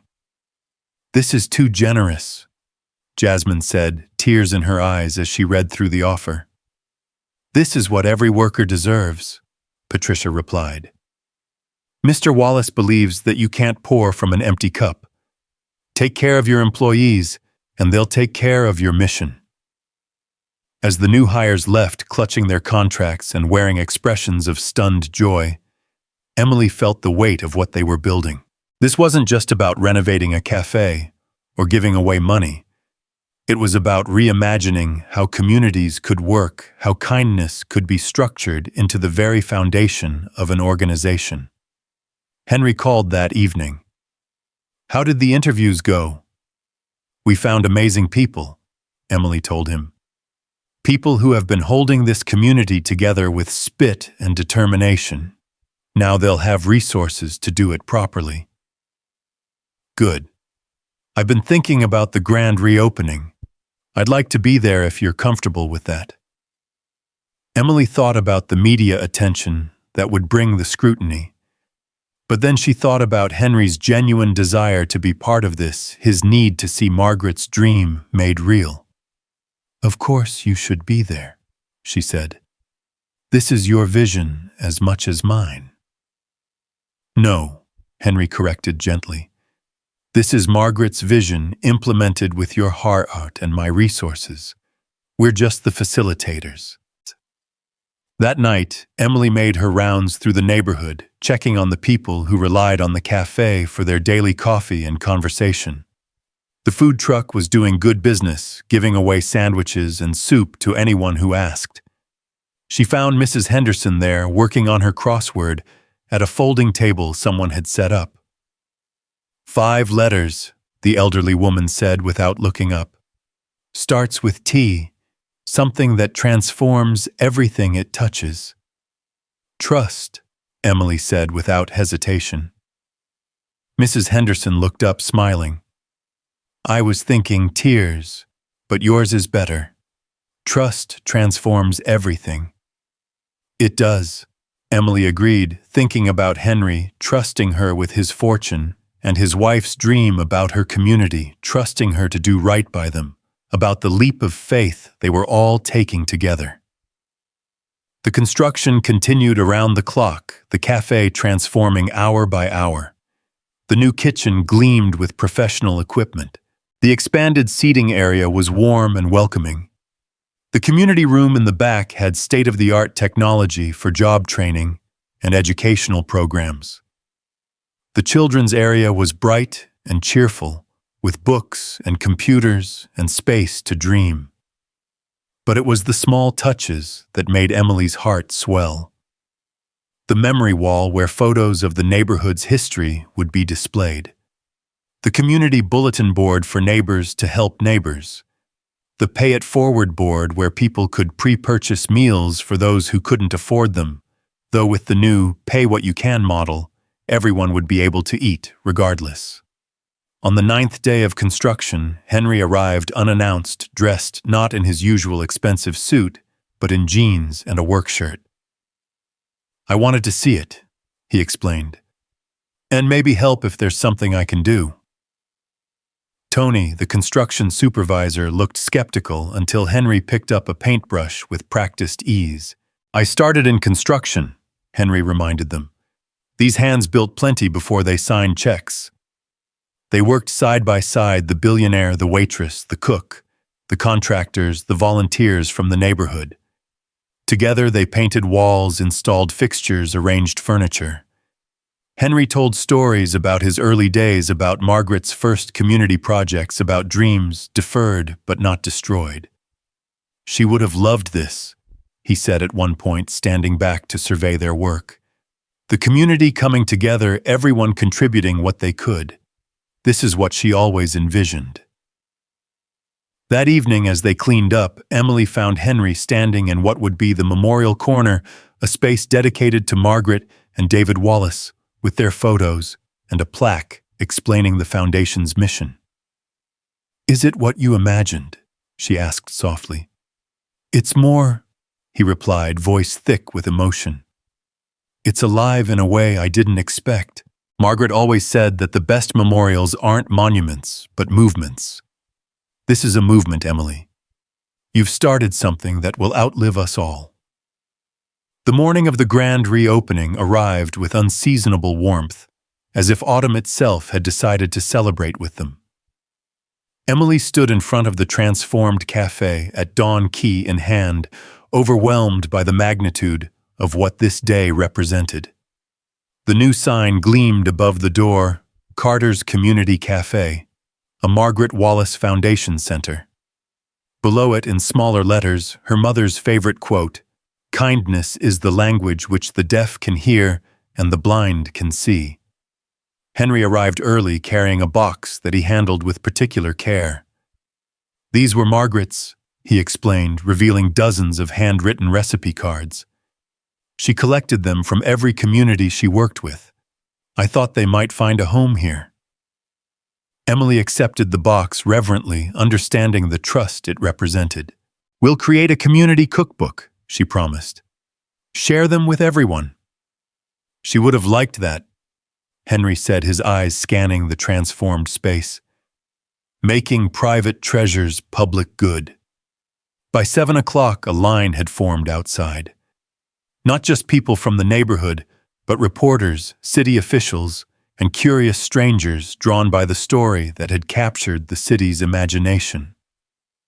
Emily's hands shook as she prepared to unlock the door. Nervous? Marcus asked, standing beside her in his new chef's coat, looking more professional than she'd ever seen him. Terrified, Emily admitted. What if we can't live up to the expectations? What if this beautiful idea fails in practice? Then we adjust and try again, Henry said from behind them. Margaret always said that failure is just education in disguise. But I don't think we'll fail. Look at them. He gestured to the crowd. They're not here for free coffee. They're here for hope. Emily turned the key and opened the door to their new future. The first customer was Mrs. Henderson, who had been given the honor by unanimous neighborhood agreement. She walked in slowly, her eyes taking in every detail of the transformation.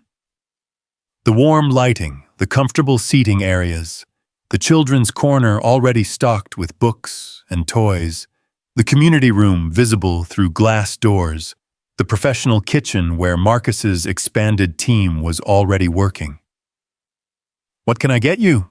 Emily asked, standing behind the counter in her new apron, embroidered with her name and title, Director of Community Engagement. "The usual," Mrs. Henderson said with a smile. "Coffee black with a side of hope for the future." "Coming right up," Emily replied, pouring from the first pot of coffee brewed in the new machines. "And the hope is free of charge," as Mrs. Henderson settled into what had already been designated as her corner, complete with better lighting for her crosswords. The flood began. Customers old and new streamed in, marveling at the transformation. The new staff moved with choreographed efficiency, having practiced for days to handle the expected crowd. Jasmine managed the new community kitchen with natural authority, preparing not just coffee and sandwiches, but full, nutritious meals that could be purchased on a sliding scale. Robert worked the floor, his military bearing softened by genuine warmth as he helped people understand the new payment system. Maria floated between stations, translating for Spanish-speaking customers and making everyone feel welcome. The pay-what-you-can model, which Emily had worried about, worked beautifully. A small tablet at each register allowed people to discreetly indicate what they could afford. Those who could pay more did subsidizing those who couldn't. A businessman in an expensive suit paid $50 for his coffee and bagel. A young mother with 3 children paid nothing, but left a note. "Thank you for letting me feed my babies with dignity." Patricia arrived mid-morning with a team of foundation employees setting up in the community room to help people apply for various services. Within an hour, they were helping with job applications, providing information about educational opportunities, connecting people with resources they didn't know existed. "This is what we envisioned," Patricia told Emily during a brief break. "Not just charity, but empowerment.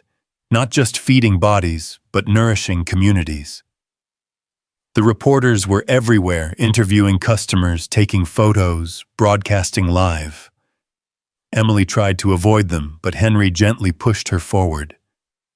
"This is part of it," he reminded her. "The story needs to be told so it can be replicated." She found herself standing before a cluster of microphones, cameras focused on her face. The questions came fast and hard. "Miss Carter, how does it feel to go from poverty to running a multi-million-dollar foundation?" Emily bristled at the characterization, but kept her composure. "I haven't gone anywhere," she said firmly. "I'm still the same person, in the same community, serving the same people. The only difference is, now I have resources to do it properly. Mr. Wallace, another reporter called out, why did you choose someone with no experience to run such an important initiative? Henry stepped forward, his presence commanding attention. Because experience in maintaining systems isn't the same as experience in changing them. Emily understands struggle in a way that can't be taught in business school. She knows that dignity is as important as dollars, that community is built on trust, not transactions. She gave me her last $20 when she thought I needed it. That tells me everything about her qualifications. But surely, a persistent journalist pressed, there's more to this story. What's the real relationship between you two? Emily felt her cheeks burn, but Henry's response was swift and dignified. The real relationship is that we are partners in honoring my late wife's vision. Emily reminds me of Margaret in her compassion and determination. Together we're proving that kindness is not weakness, but the greatest strength a community can have. The interviews continued throughout the day, but Emily managed to escape frequently to do what she did best: serve coffee chat with customers, make people feel seen and valued. She watched Katie helping in the children's area reading to young kids whose parents were in the job training session. She saw Jake teaching soccer moves to boys from the neighborhood in the small outdoor space they'd created. Her father, in his wheelchair, but dressed in his best clothes, held court at a table near the window, telling stories of the neighborhood's history to anyone who would listen. "This is beautiful," a woman said, approaching Emily with tears in her eyes. "My daughter has autism, and most places barely tolerate us. But here, your staff didn't just accommodate her needs, they celebrated her. Thank you." These moments, Emily realized, were what mattered. Not the cameras or the large checks or the attention from city officials. It was the small kindnesses multiplied 1,000 times that would change things. Around noon, a disturbance at the door caught everyone's attention. A group of men in expensive suits had arrived, their demeanor markedly different from the celebration around them. Emily recognized the lad man, Vincent Carlyle, a developer who had been trying to buy up the neighborhood for years. "Mr. Wallace," Carlyle said, his voice cutting through the chatter. "Interesting investment you've made here." Henry's expression hardened. "It's not an investment, Vincent. It's a commitment." "To what? Throwing money at problems that can't be solved. This neighborhood is dying. You're just delaying the inevitable." Emily stepped forward before Henry could respond. "This neighborhood isn't dying. It's been strangled by people like you who see property values instead of human values." Carlyle turned his cold gaze on her. "And you are someone who knows that communities don't die from poverty. They die from abandonment. And we're not going anywhere." "Brave words from someone spending another person's money," Carlyle sneered. "Let's see how long this experiment lasts when the cameras leave and reality sets in." "Reality," Emily said quietly but firmly, "is Mrs. Chen babysitting for free so single mothers can work. Reality is Marcus keeping this cafe open even when it lost money because people needed a place to belong. Reality is this community taking care of each other despite having every reason to give up. Your reality profit margins and property values, that's the experiment. And it's failing." Carlyle looked ready to respond, but Henry stepped between them. "You're not welcome here, Vincent. This is a place for people who build up, not tear down." After Carlyle and his entourage left, Henry pulled Emily aside. "You handled that well. But he's not wrong about one thing: there will be challenges when the attention fades." "Then we'll face them," Emily said, "like we always have, but now with better tools." The afternoon brought unexpected visitors. A delegation from the mayor's office arrived, led by the mayor herself. She was younger than Emily had expected, with sharp eyes that took in every detail of the transformed space. "I have to admit," the mayor said to Henry and Emily, "when I heard about this project, I was skeptical. Another billionaire's vanity project, I thought. But this," she gestured around the bustling cafe, "this is different. This could be a model for urban renewal that actually serves the people who live here." "That's the goal," Emily replied. "Not to displace communities, but to strengthen them." The mayor spent an hour touring the facility, talking to customers, observing the programs already in action. Before leaving, she pulled Emily aside. "I want you on my community development board. We need voices like yours in those rooms." Emily felt overwhelmed.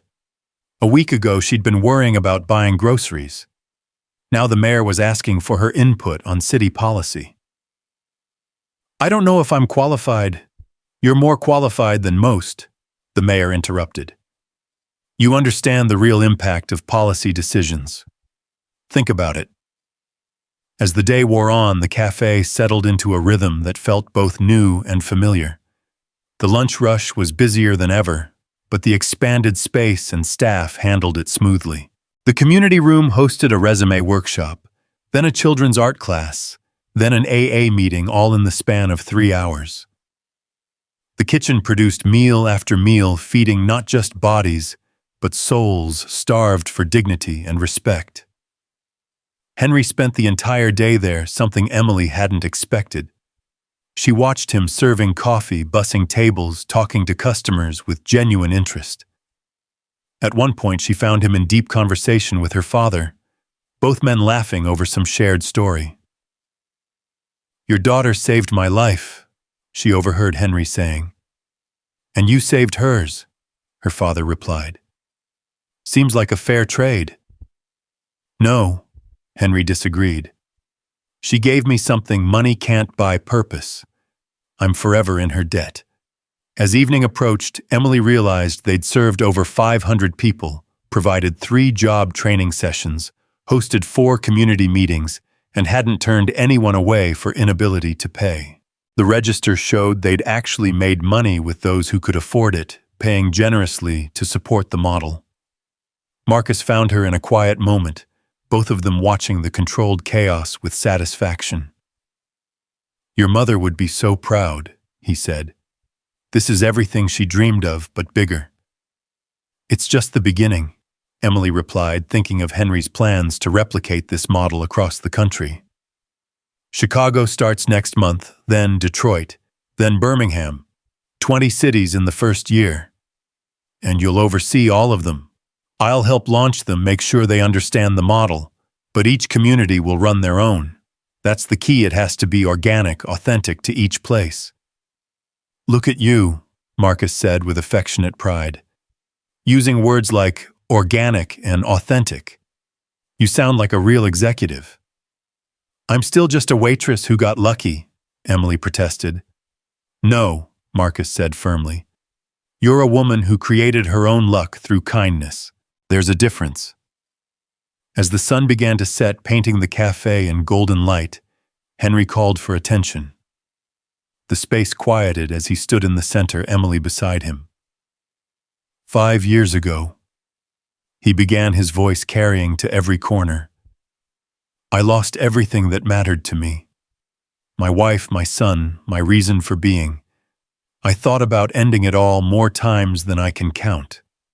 But Margaret wouldn't have wanted that. She would have wanted me to use our resources to make a difference. The problem was I didn't know how. Money alone doesn't solve problems, it often creates them." He paused, his eyes finding faces in the crowd. "Then on a rainy afternoon, a young woman showed me kindness without knowing who I was or what I could offer. She gave me her last $20 because she thought I needed it more than she did. In that moment, Emily Carter showed me what Margaret had always known, that kindness is the most powerful force in the universe." Emily felt tears running down her cheeks as Henry continued. "This cafe, this community center, this experiment in structured kindness, it's not my gift to you. It's your gift to each other facilitated by Margaret's memory and Emily's heart. What we're building here isn't charity, it's justice. The justice of ensuring that good people don't suffer for being good. The applause was thunderous, but Henry wasn't finished. He pulled out an envelope, holding it up for all to see. Emily doesn't know this yet, but today I received commitments from 12 other billionaires to fund similar centers in their cities. By this time next year, there will be 50 Margaret Wallace centers across the country. By the year after 100. We're not just changing one neighborhood, we're changing how America thinks about community. Emily gasped, her legs suddenly unsteady. Patricia appeared beside her, offering support. "He didn't want to pressure you," Patricia whispered. "But people have been calling all week wanting to be part of this." The celebration continued late into the evening. Someone brought out a guitar, then a violin, then drums appeared from somewhere. Music filled the space, a mixture of cultures and generations, creating something beautiful and unplanned. Emily watched her father clapping along from his wheelchair. Katie dancing with friends from school, Jake teaching Henry some soccer moves in the corner. "This is what success looks like," Henry said, appearing beside her with 2 cups of coffee. "Not numbers on a spreadsheet, but lives being lived fully." "I keep waiting to wake up," Emily admitted. "This feels too good to be real." "The work ahead is real enough," Henry warned gently. "There will be setbacks, failures, people who try to take advantage. Carlisle won't be the last to challenge what we're doing." "I know," Emily said. "But look around. These people have been fighting those battles their whole lives. Now they have armor and weapons and an army. That changes everything." As the evening wound down, Emily found herself standing where her mother's old counter had been, now replaced by a modern service area, but somehow maintaining the same welcoming feel. She could almost sense her mother's presence, her approval, her joy at seeing the dream not just realized, but exceeded. A young woman approached hesitantly, holding a small child. "Excuse me, are you Emily?" "I am. I wanted to say thank you. I lost my job last month and I've been too proud to ask for help. But today, being able to eat here to pay what I could without judgment, it gave me dignity back. And the job training session, I have an interview tomorrow thanks to the help I got." "What's your name?" Emily asked. "Sarah. This is my daughter Lily." Emily knelt down to Lily's level. "Hi, Lily. Did you have fun in the play area today?" The little girl nodded shyly, then held out a crayon drawing. It showed the cafe with stick figures holding hands in front of it. "This is for you," she whispered. Emily accepted the drawing like the treasure it was. "Thank you, sweetheart. I'll put this in my office where I can see it every day." As Sarah and Lily left, Emily realized that these individual moments of connection and dignity were what the foundation was really about. Not the grand gestures or the media attention, but the quiet restoration of hope in people who had almost given up. Henry was preparing to leave Thomas waiting by the door. "Thank you," he said simply to Emily, "for believing in this, for believing in me." "Thank you for trusting me with Margaret's dream," Emily replied. "Our dream now," Henry corrected. "All of ours." After he left, Emily stayed to help with cleanup, despite protests from the staff that the director shouldn't be mopping floors. But she needed the familiar ritual, the physical work that had always helped her process emotional overwhelm. "Some things don't change," Marcus observed, finding her elbow deep in soapy water. "You're still the girl who can't leave until everything's perfect." "Some things shouldn't change," Emily replied. "The day I'm too important to wash dishes is the day I've lost sight of what matters." They worked in companionable silence, the cafe gradually returning to order. But it was a different kind of order now, purposeful, sustainable, supported. The new industrial dishwasher hummed efficiently. The expanded storage areas held enough supplies for weeks. The computer room was secure behind locked doors, protecting thousands of dollars in equipment that would help people build better futures. Katie and Jake appeared, having stayed to help with various programs throughout the day. "Dad's asking for you," Katie said. "He wants to go home but won't leave without saying goodnight." Emily found her father by the memorial corner studying the photos of Margaret and David Wallace. "She was beautiful," he said. "Had kind eyes, like your mother."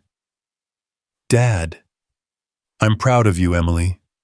Your mother and we always knew you were special, but we never imagined this." He gestured around the transformed space. "You've taken our little neighborhood café and turned it into something that will outlive us all." "It was Mom's vision," Emily protested. "You made it real," her father interrupted. "That's the hardest part. Anyone can dream. It takes someone special to build dreams into reality." As they prepared to leave, Emily did a final walkthrough. The community room where tomorrow would bring English classes for immigrants, computer training for seniors, and art therapy for veterans. The kitchen where Jasmine was already planning tomorrow's menu, using recipes from Margaret's collection. The children's area where Katie had volunteered to run a tutoring program. The main cafe space where Mrs. Henderson's corner was ready for tomorrow's crossword, where the Pay It Forward board already had 7 pre-purchased meals waiting for those who needed them. The last person to leave was Robert the veteran, who'd become shift supervisor. "I wanted to thank you," he said. "Not just for the job, but for the trust. It's been a long time since anyone trusted me with responsibility." "You earned it," Emily said. "Your idea for the Veterans Breakfast Club is brilliant." "It's needed," Robert replied. "Sometimes the hardest battle is the one you fight after you come home. Having a place to fight it together, that changes everything." As Emily finally locked the door, she stood for a moment on the sidewalk, looking at what they'd built. The new sign glowed softly in the darkness, a beacon of hope in a neighborhood that had almost forgotten what hope looked like. Tomorrow would bring new challenges, she knew. There would be people who tried to take advantage, problems they hadn't anticipated, failures mixed with successes. But tonight, she allowed herself to feel the full weight of what they'd accomplished. A week ago, she'd been a struggling waitress who gave away her last $20. Tonight, she was still that same person, but with the resources to multiply that kindness 1,000-fold. Her phone buzzed with a message from Henry. "Day 1 is complete. Margaret would be so proud. I am so proud. Rest well, tomorrow we begin to change the world." Emily walked home slowly, savoring the familiar streets that suddenly seemed full of possibility. She passed Mrs. Chen's apartment, where light spilled from windows, and the sound of children laughing drifted into the night. She passed Mr. Rodriguez's bodega, where he was still up, preparing for tomorrow's customers. She passed the empty lot where developers had wanted to build luxury condos, but which would now become a community garden funded by the foundation. When she reached her apartment, her family was waiting. Not just Katie and Jake and her father, but Marcus and his wife, Mrs. Henderson, several of the new employees, and others from the neighborhood who had become family through shared struggle. "We wanted to celebrate properly," Katie explained, "without cameras or reporters or officials.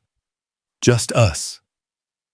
They'd prepared a feast with food from the cafe, spreading it across their small dining table and into the living room.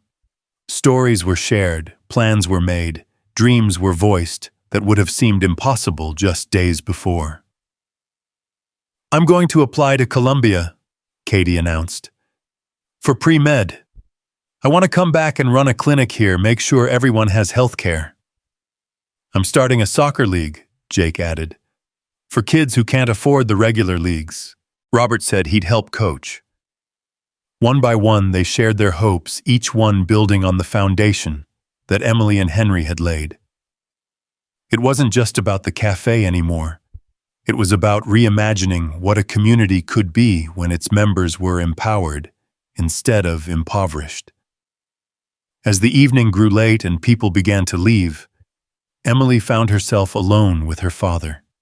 He was tired, she could see it in the lines around his eyes, but there was something else there too, hasu, perhaps, or relief. "The treatment starts Monday," he said quietly. "The doctors think there's a real chance I could walk again." "Dad, that's wonderful." "It's not about walking," he interrupted. "It's about not being a burden anymore. About maybe being able to help instead of always needing help." "You've never been a burden," Emily said fiercely. "Never." "I know," he said, squeezing her hand. "But now I might get to be something more. We all might." 3 months had passed since the grand reopening, and the rhythm of the transformed cafe had become the heartbeat of the neighborhood. Emily arrived before dawn as she always had, but now she entered through doors that opened to possibility rather than struggle. The winter cold bit at her cheeks, but inside warmth radiated from more than just the heating system Henry had insisted on installing. This morning was different, though. A certified letter had arrived at her apartment the night before, delivered by a nervous courier who waited while she signed for it. The return address was from Carlisle Development Corporation, and the contents had kept her awake most of the night. Marcus was already in the kitchen when she arrived, preparing for the breakfast rush that now included not just coffee and pastries, but full meals for the growing number of people who had made the cafe their morning sanctuary. "You look like hell," he observed, not unkindly. "What's wrong?" Emily handed him the letter. His face darkened as he read through the legal language that essentially announced Carlisle's intention to challenge the cafe's nonprofit status, claiming it was competing unfairly with for-profit businesses in the area. "Can he do this?" Marcus asked. "Patricia says he can try," Emily replied. "She's already got the legal team on it, but—" She trailed off, the weight of the threat settling on her shoulders. "But what? But Carlisle has connections, political influence, and he's right that we're affecting other businesses. The coffee shop 2 blocks over closed last week." Marcus set down the letter with more force than necessary. "That place closed because they charged $8 for burnt coffee and treated their employees like garbage, not because we're giving people dignity with their breakfast." Before Emily could respond, her phone rang. Henry's name appeared on the screen. "I heard about the letter," he said without preamble. "I'm on my way over. Don't worry, Emily. We've faced down bigger bullies than Vincent Carlisle." True to his word, Henry arrived within the hour, bringing Patricia and a team of lawyers who set up in the community room like it was a war council, which Emily supposed it was. "Carlisle's trying to create a precedent," Patricia explained to the assembled group, which now included several of the cafe's regular customers who had gotten wind of the threat. "If he can shut us down, it sends a message to every other community trying to implement this model." "So we fight," Henry said simply. "We have resources. We have right on our side. Most importantly, we have the community." Mrs. Henderson raised her hand from her corner. "What can we do, those of us without money or lawyers?" "Tell your stories," Emily said, an idea forming. "Show what this place means, not in statistics or financial reports, but in human terms." And over the next week, that's exactly what they did. While lawyers prepared legal briefs, the community prepared a different kind of defense. Videos were recorded of people whose lives had been changed. Sarah, the young mother Emily had met on opening day, had gotten the job she'd interviewed for and was now able to support her daughter. Robert's Veteran Breakfast Club had grown to 30 members, several of whom credited it with saving their lives. Katie's tutoring program had helped 12 kids improve their grades enough to qualify for college scholarships. The story that moved Emily most was from Mr. Chen, who rarely spoke publicly about personal matters. He stood before the camera, his weathered hands clasped tightly, and talked about how his wife's free babysitting service could now continue because the cafe provided the space and supplies. "My wife has cancer," he revealed, his voice breaking. "She can't do much anymore, but she can still watch the children while their parents work. This place lets her keep giving, keep mattering. You take that away, you take away her reason to fight." The videos went viral. Within days, Save Carter's Cafe was trending nationally. Donations poured in from strangers who had never set foot in the neighborhood but understood what was at stake.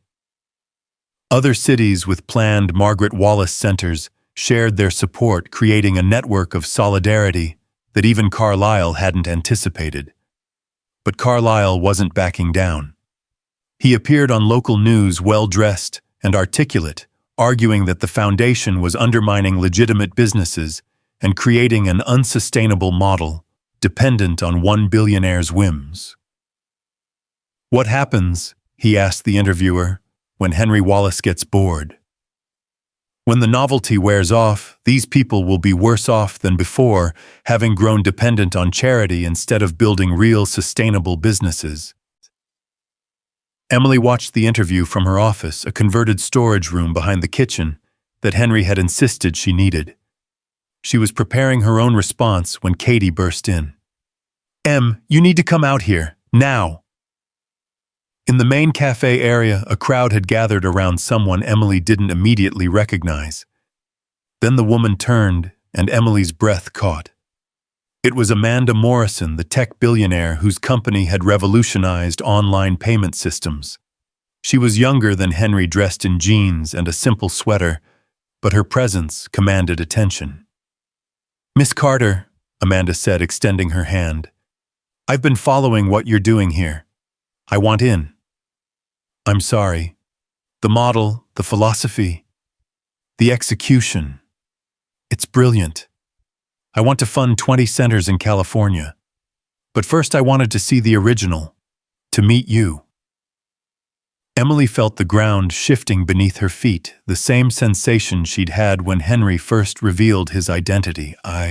We should talk to Henry. And Patricia. There are procedures."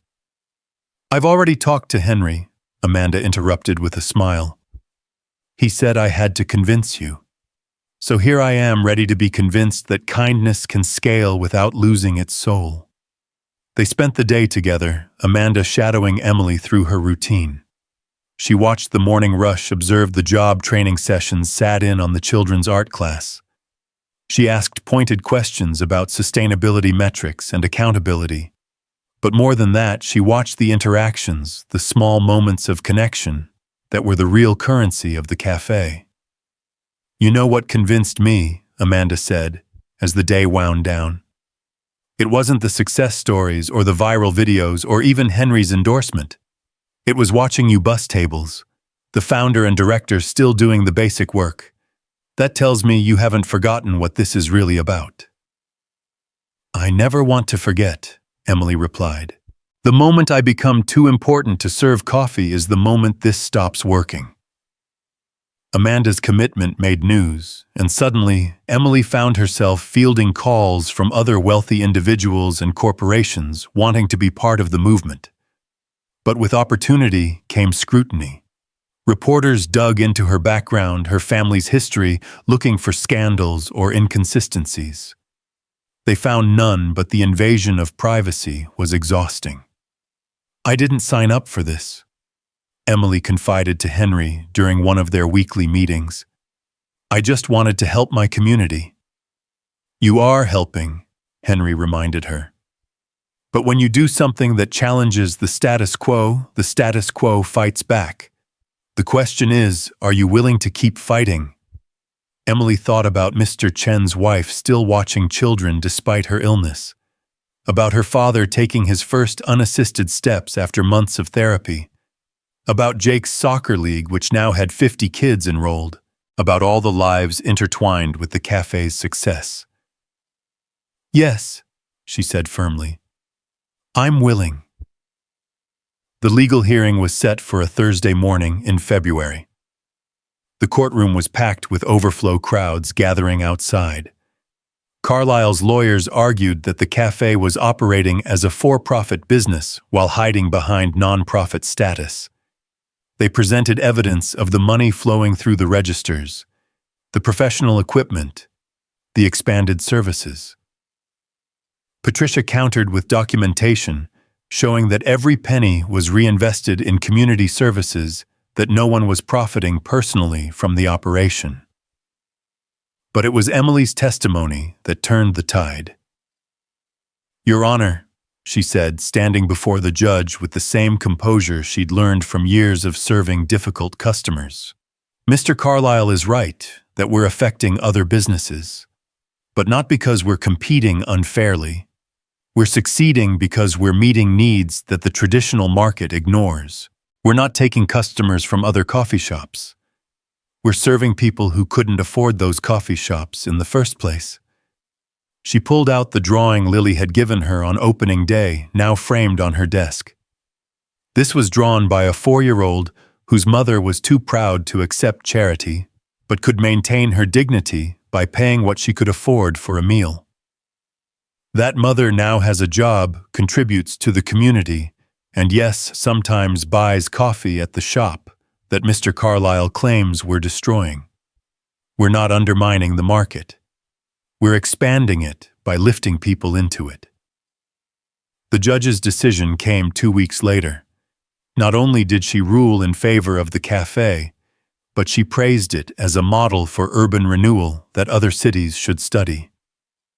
Carlyle's challenge had backfired spectacularly, generating more publicity and support than the foundation could have bought, with millions in advertising. "You know he won't stop," Patricia warned after the celebration died down. "Men like Carlyle don't accept defeat." "Then we'll be ready," Emily replied. "We have something he doesn't understand, a community that takes care of its own." Spring arrived with unexpected challenges. The success of the cafe had indeed changed the neighborhood, but not always in ways Emily had anticipated. Property values were rising, which meant higher rents for some longtime residents.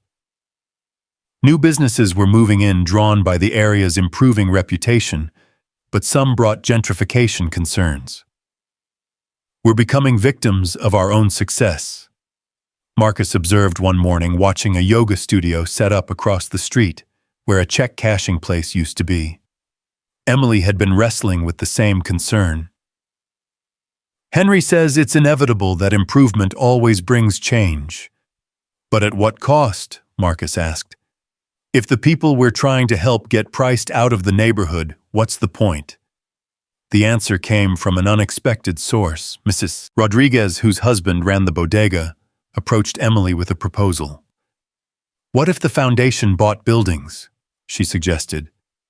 "Not to develop, but to preserve. Keep rents stable for families and businesses that have been here."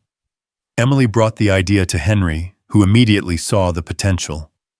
"Community land trusts," he said, his eyes lighting up with the same excitement she'd seen when they first discussed the foundation. "We don't just provide services, we protect the community's physical space." Within a month, the Margaret Wallace Foundation had purchased 3 buildings on the block, guaranteeing that the families living there wouldn't be displaced by rising rents. It was expensive, but Amanda Morrison and other new donors stepped up to help fund it. "This is what scalable kindness looks like," Amanda said during a conference call with the expanding network of donors. "Not just feeding people, but ensuring they have a place at the table permanently." The summer brought its own milestone. Emily stood in the Chicago airport preparing to fly to the opening of that city's first Margaret Wallace Center.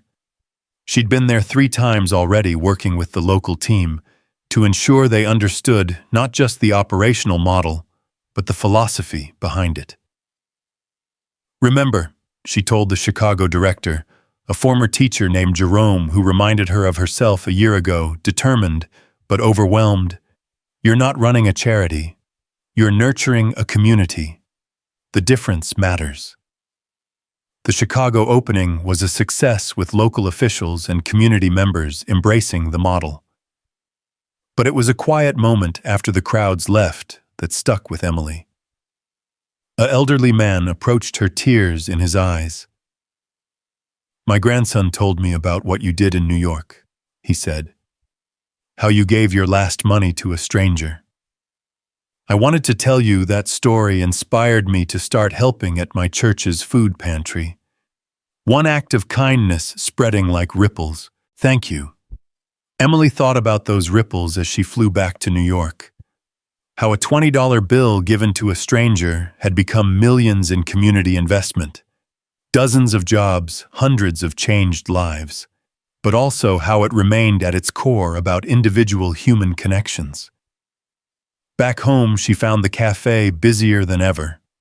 The summer programs were in full swing, camps for kids, job training, intensives for adults, health screenings, partnering with local clinics. Her father was working part-time now, his mobility restored enough to help with administrative tasks. Katie had been accepted to Columbia with a full scholarship. Jake's soccer league had attracted the attention of professional scouts, though he was more excited about the kids he was mentoring. But success hadn't eliminated all problems. There were still people struggling, still needs unmet, still battles to fight. Carlisle had shifted tactics, now lobbying for zoning changes that would limit the cafe's ability to expand services. Other businesses were beginning to complain about the unfair advantage of the foundation's resources. "They're not wrong," Emily admitted to Henry during one of their evening strategy sessions. "We do have advantages they don't." "That's the point," Henry replied. "To prove that when you prioritize community over profit, everyone benefits. The challenge is getting others to see that." The answers came from an unexpected partnership. Several local businesses, seeing the increased foot traffic and improved neighborhood reputation, approached Emily about creating a business alliance. They would maintain their for-profit status, but commit to certain community standards, living wages, local hiring, participation in community events. "We're not asking you to subsidize us," the owner of the new bookstore explained. "We're asking to be part of what you're building, to prove that traditional businesses can coexist with your model." It was a delicate balance, but over the following months, they made it work. The alliance businesses displayed a seal in their windows, "Community Partners," that indicated their commitment to neighborhood values. Customers supported them, knowing their money stayed local and supported fair practices. Fall arrived with news that made Emily's hands shake as she read the email. The MacArthur Foundation wanted to award her a Genius Grant for her innovative approach to community development. The money, $625,000 over 5 years, was unrestricted hers to use however she wanted. "I don't feel like a genius," she told Henry. "I feel like someone who got incredibly lucky." "Genius isn't about intelligence," Henry replied. "It's about seeing solutions others miss. You saw that kindness could be systematized without losing its authenticity. That's genius." Emily decided to use the grant to create a training institute, bringing people from other cities to learn the model firsthand. Not just the operational aspects, but the harder-to-quantify elements that made it work, the dignity, the respect, the genuine care for individual stories. The first cohort arrived in October, 20 people from across the country who would spend 2 weeks embedded in the cafe and community. Emily watched them transform from skeptics to believers as they witnessed the daily miracles that had become routine. "This shouldn't work," one participant, a city planner from Detroit, said. "All our models say this shouldn't be sustainable." "Maybe we need new models," Emily suggested. "Ones that account for human elements, not just financial ones." As winter approached again, marking nearly a year since that fateful rainy day, Emily found herself standing in the cafe late one evening. The space was quiet, chairs stacked on most tables, but a few late studiers worked in the corner, taking advantage of the free Wi-Fi and warm space. Henry entered Snow dusting his shoulders. He looked older than when they'd first met, but also somehow younger, the weight of grief still present, but no longer crushing. "I have something to tell you," he said, and Emily's heart clenched with sudden fear. "Are you sick? Are you—" "No, nothing like that," Henry assured her quickly. "I'm getting married." Emily's mouth fell open. "What? To whom? When?" Henry smiled, an expression she'd rarely seen so unreservedly happy. "Her name is Grace. She's a grief counselor. I started seeing her professionally 6 months ago and, well, things evolved. She reminds me that it's possible to honor the past while embracing the future." "Henry, that's wonderful," Emily said, hugging him impulsively. "Margaret would want you to be happy." "I know," he said softly. "It took me a long time to believe that. But I know. And Grace wants to be involved with the foundation. She has ideas about trauma-informed community care that could enhance what we're doing." They sat in the quiet café, snow falling steadily outside, and talked about the future. 50 centers were now operational across the country. 300 more were in planning stages. The model had attracted international attention, with delegations from Europe, Asia, and Africa coming to study it. "We're actually doing it," Emily said, a note of wonder in her voice. "We're proving that kindness can change the world." "You're doing it," Henry corrected.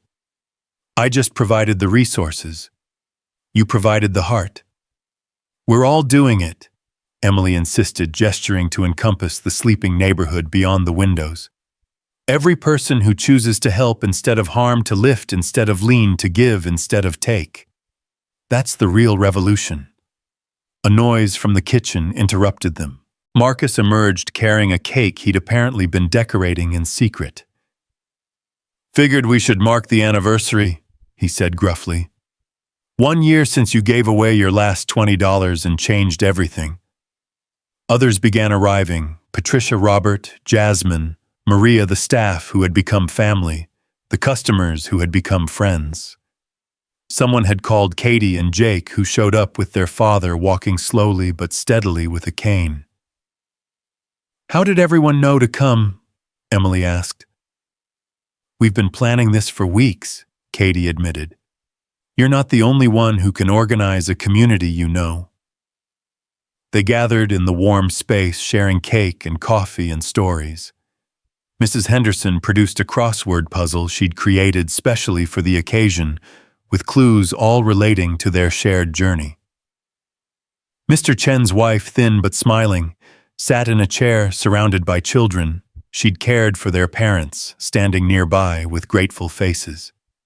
"Speech," someone called out, and others took up the chant, until Emily stood embarrassed, but moved. "I'm not good at speeches," she began, then stopped, looking around at the faces that had become so dear to her. "A year ago, I was drowning. We all were in different ways. Drowning in debt, in grief, in hopelessness, in the belief that things could never change. Then a stranger walked in from the rain, and everything shifted." She looked at Henry, who raised his coffee cup in salute. "But here's what I've learned," Emily continued. "It wasn't really about that one moment. It was about all the moments before it, every time my mother chose kindness over bitterness, every time Marcus kept the cafe open when it made no financial sense, every time any of you helped a neighbor without being asked. Those moments created the foundation that made transformation possible." She paused, gathering her thoughts. "What we've built here isn't a miracle. It's proof that communities have always had the power to save themselves. They just needed resources and respect. We're not special. We're just the first. There will be thousands of places like this, millions of people lifted up not by charity but by justice. by the radical idea that everyone deserves dignity, opportunity, and hope. To hope, Henry said, raising his cup higher. To hope. The room echoed voices, blending in a harmony that spoke of shared struggle and shared triumph. As the celebration continued around her, Emily stepped outside for a moment of quiet. The snow had stopped, leaving the world clean and white, full of possibility.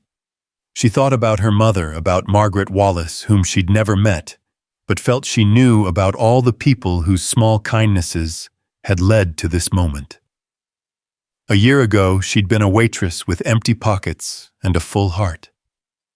Now she was still a waitress, still serving others, but with the resources to make service transformative. The title on her business card had changed.